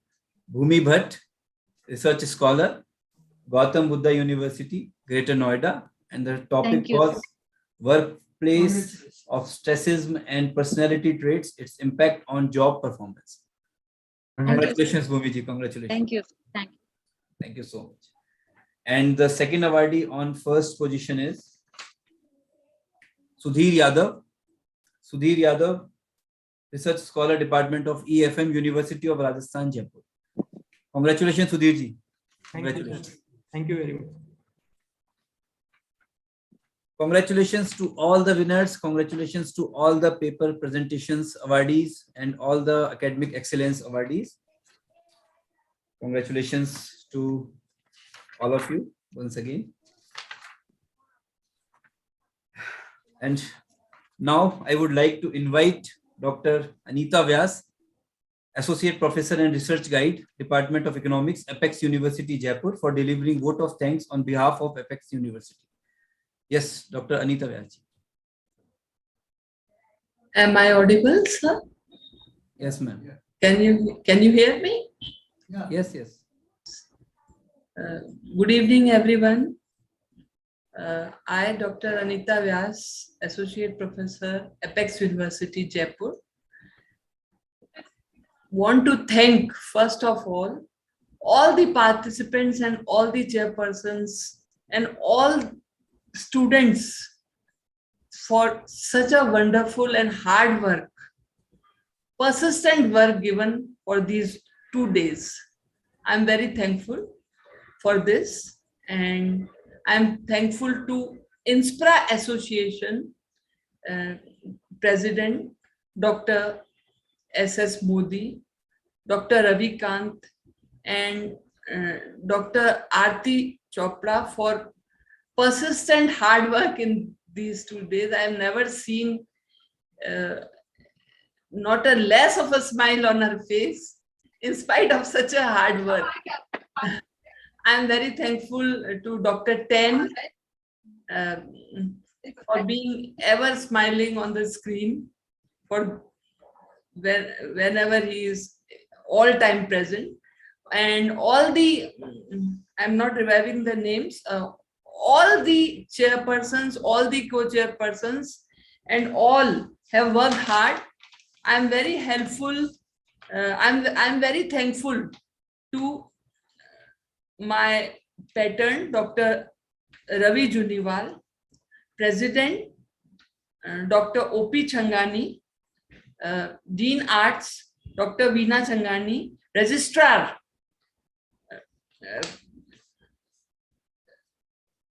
Dr. Sharma, Pankajji Sharma, for giving me permission to achieve this aim of connecting with INSPRA and having this wonderful international conference. And I'm seeing that so each and every person presenting paper have tried their best to present and do the work with hard work and research, meaning no one is bluffing in case of research, whether it is theoretical or that. And I'm very thankful to all of you, and a special thanks to Dr. Ravikant Modi, Dr. S.S. Modi, and Dr. Aarti Chopra, and all others whom I am not, Dr. Ten, all others whom I am unable to name, each and every person of the conference. And I am very thankful and heartfelt. I feel that many more such conferences to be held, and I also become part of it, even Apex University becoming part of it. And I'm feeling this is a great platform, wonderful and amazing, informative, highly informative. that how we have to present a paper, how the students are working hard, and this is very good on part of your INSPRA Association giving so many awards for applauding these students so that they can come up with more and more work. And this I appreciate too much from deep of my heart. I'm very thankful to all of you. And I'm sorry if I forgot to name anyone. Okay. And thank you, Dr. Ravikant ji. Thank you, Dr. Ten. Thank you, Dr. Aarti Chopra, for performing such a wonderful and $1 million smile conference. Thank you, ma'am. Thank you so much, Dr. Anita, ma'am, for collaborating with us. It's a team effort, ma'am. It's a collaborative effort. Thanks to team thanks to University team. also. This is teamwork, and this is something very much organized teamwork. What I wish to say. Thank you so much, ma'am. Thank you so much. Thank you, all of you, and thanks to Apex University again for granting me permission to collaborate with you. Yes. It is Dr. Ravi Juniwal and Yes. Dr. O.P. Changani and Dr. Pankaj Sharma and Dr. Mrs. Veena Changani, Dean Arts. Thank you so much. Thank you so much, everyone. Thanks to team Apex University. Thanks to Mr. Ravi Juniwal ji. And now I would like to invite Professor Anil Mehta, Vice President, INSPRA. Sorry, I forgot his name. Professor Anil Mehta. He has been persistently giving $1 million smile and persistent Professor Mehta sir is our Superman. Superman. Absolutely. आज तो वैसे भी sir बिल्कुल उठे हैं Superman की I तरह. off my video, but he has never off his video. No. I've seen this is great. Something very great. Thank you so Dr. much Anil for your words And of compliments. Thank you so much, ma'am. Something I admire on the part of as a professor, I admire your work. Thank you, Thank you so much for being Thank you, ma'am. so hardworking, so persistent, and so active. Thank you. Thanks a lot. Sorry, I forgot your name. Sorry. No, absolutely, ma'am. Actually, connecting with so many things, sometimes I forget. No problem. Ma'am, there is no issue because I very frequently visit your Apex College at Mansur. Yeah, I know.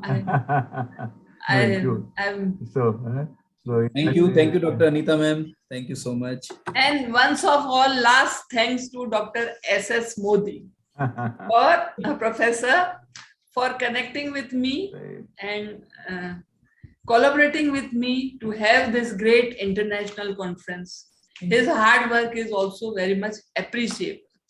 Thank you. Thank you. I would like to request now Professor Mehta, sir, Vice President, INSPRA Research Association and Professor of Management and School of Legal Studies, Banastali University, Banastali, for delivering vote of thanks on behalf of INSPRA Research Association, Jaipur. Professor Mehta. Thank you, Dr. Ravi Modi. Thank you, sir.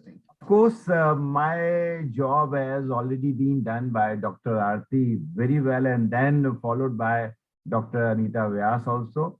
But it's my duty, being Vice President of INSPRA Research Association, to move vote of thanks. First of all, I would like to thank our yesterday's chief guest, Professor Dr. Bhagirath Singh, the Vice Chancellor, Pandit Deen Dayal Upadhyay, Shekhawat University, Sikar, Rajasthan. In fact, Professor Bhagirath Singh is a person with a very down-to-earth and having the rural background, and in spite of that, he's an outstanding administrator, and that's why he has been given the second tenure in MDS University, Ajmer, and he is a Vice Chancellor since last several years in different universities. So a person of his eminence was the chief guest yesterday. We are really thankful to Professor Bhagirath Singh Bijania for accepting our invitation very generously and address to this August gathering. I'm thankful to Professor Changani, President, Apex University, Jaipur. Of course, it was only due to Professor Changani. He collaborated with the Inspire Association, but also very kindly accepted our invitation to be the part of the inaugural session and addressed by his words of wisdom. Thank you, Professor Changani. Yesterday, chief guest, in fact, chairperson of the yesterday, Dr. Mohammad Isar couldn't attend the session and couldn't chair the meeting because of some unforeseeable situation. But his job has been very well done by our part of our Inspire Association, that is Dr. Aarti Chopra. Excellent lead chaired by Dr. Aarti. Dr. Aarti is the principal of Women's College of Communication and Management and the backbone of our Inspire Association. Thank you, Dr. Aarti Chopra, as a co-chairperson of the yesterday's session. What I can say about our keynote speaker of yesterday, Dr. Bedroj Lucica Salvador Betrejo. I found her today also constantly right from 4:30 p.m. throughout. Now it is 8:30 p.m. in India, but she was constantly with us and heard every paper very carefully. Thank you so much, madam, for your very active participation and involvement in all the activities of Inspira. Thank you so much. I'm thankful to yesterday's keynote speaker, Professor Dr. Anuradha Jain, professor from Vivekananda Institute of Professional Institute. She has given a wonderful keynote address yesterday. Our today's chairperson, Dr. Chai Cheng Tan, he is very intelligently summed up the entire proceeding of today, and he very carefully listened each and every presentation of today. Thank you, Dr. Chai Cheng Tan, for your gracious presence and chairing this session. Thank you so much. I'm thankful to Dr. Deepak Raj Joshi also from the Confederation of Nepalese University in Nepal, Nepalese Industry in Nepal, for his valued remarks and good presentation. I'm also thankful to Dr. Ericol Baira Dam for a very good presentation for today. Thanks, Dr. Anita Vyas, for collaborating and actively supporting the Inspire Association.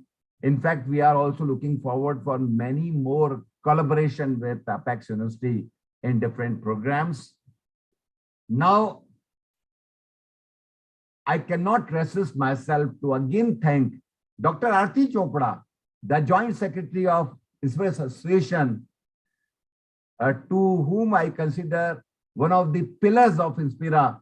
She very actively contributes in all the activities of Inspira, in spite of fulfilling the joint both responsibilities, family as well as a college.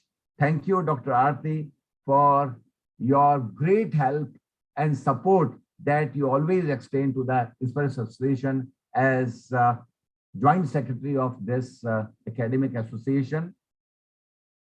Dr. Ravi Kant Modi, he is perhaps the person behind all the activities of Inspira. In fact, he really works hard. I know how many responsibilities he's having in his college, being the local head of the LBS college, as well as the member of the Board of Studies. And of course, he is very actively associated with the NCC wing also.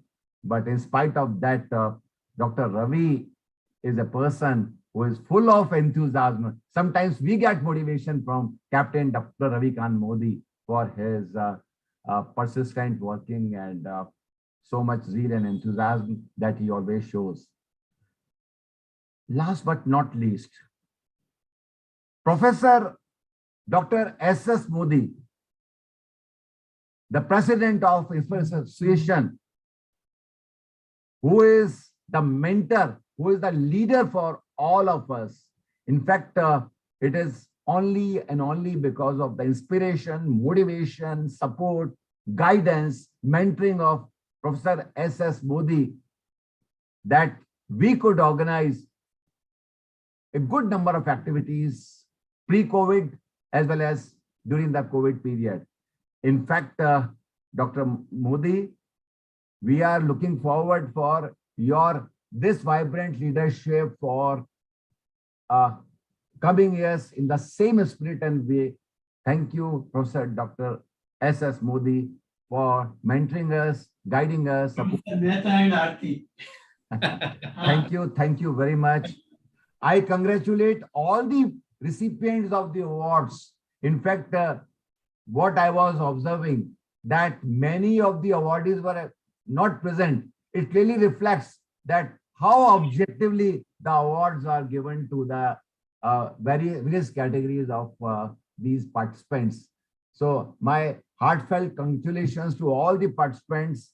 Last but not least, I am thankful, a very, very special thanks to all the paper presenters, contributors for their excellent presentations. Of course, some were new, some were old, but everyone has worked hard, and as Dr. Aarti and other persons have said that everybody, Dr. Ravikant Modi has also said that everybody is winner, and it was quite difficult for the Inspira team to select the best paper presentation award also, but somehow we have to select, but it means that everyone is a winner. Thank you very much, and looking forward for all your participation in all the activities of Inspira, which we will be organizing very regularly because of your support. Once again, thank you very much. Over to Dr. Ravi Modi.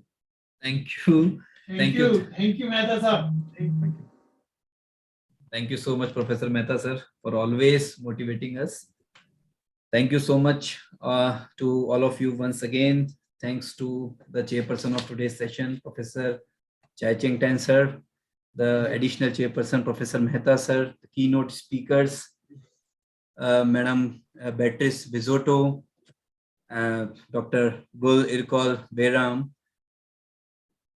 Thank you so much, ma'am. My Joint Secretary, Dr. Aarti Chopra, ma'am. And one thing I want to share with you all about Aarti ma'am also. I want to congratulate on this platform that Dr. Aarti ma'am has cleared RPSC exam in business administration. So congratulations, ma'am. and best wishes to her also. Best wishes. Thanks to all the participants. Thank you so much. Thank you, ma'am. Thank you. Thank you so much. Special thanks to all of you. All the congratulations to all the winners. And as far as certificates are concerned, we will send a feedback link on your mail IDs and on the WhatsApp group. You have to fill it, you have to submit it, and on the basis of your entries, the certificates will be made, and it will be sent to your mail ID within 1 week. And we will send the separate certificates to the best paper presentation awardees. They will get, please send, and regarding excellence awardees, please send your photo. Please send your photo on our mail ID, because we will put your photo on the certificate. So thank you so much. And as a General Secretary, it is my duty to announce our next program, because we organize every month either conference, FDP, workshop, seminar, symposium. So we are happy to announce our next virtual 7 days faculty development program come workshop on the topic related to research methodology, tools and techniques, in collaboration with some institute from July 25th to July 31st, 2022. And it will be very knowledgeable for and useful for all the faculty members, research scholars, students, and academicians. And we also give opportunity to publish papers in peer-reviewed, national and international journals with high impact factor. And ISBN edited books also. So you all are cordially invited for this forthcoming FDP. We will send the brochure of this FDP very soon. So thank you so much. Thank you so much, all of you. Thank you so much, Professor Tan, Professor Mehta sir. Special thanks to Professor Mehta sir, Madam Beatrice, Dr. Aarti ma'am, all the presenters, Dr. Gul, everybody. So thank you so much. And if anything you want to ask, you can message me, you can WhatsApp me, and you can call me. Okay. So thank you so much.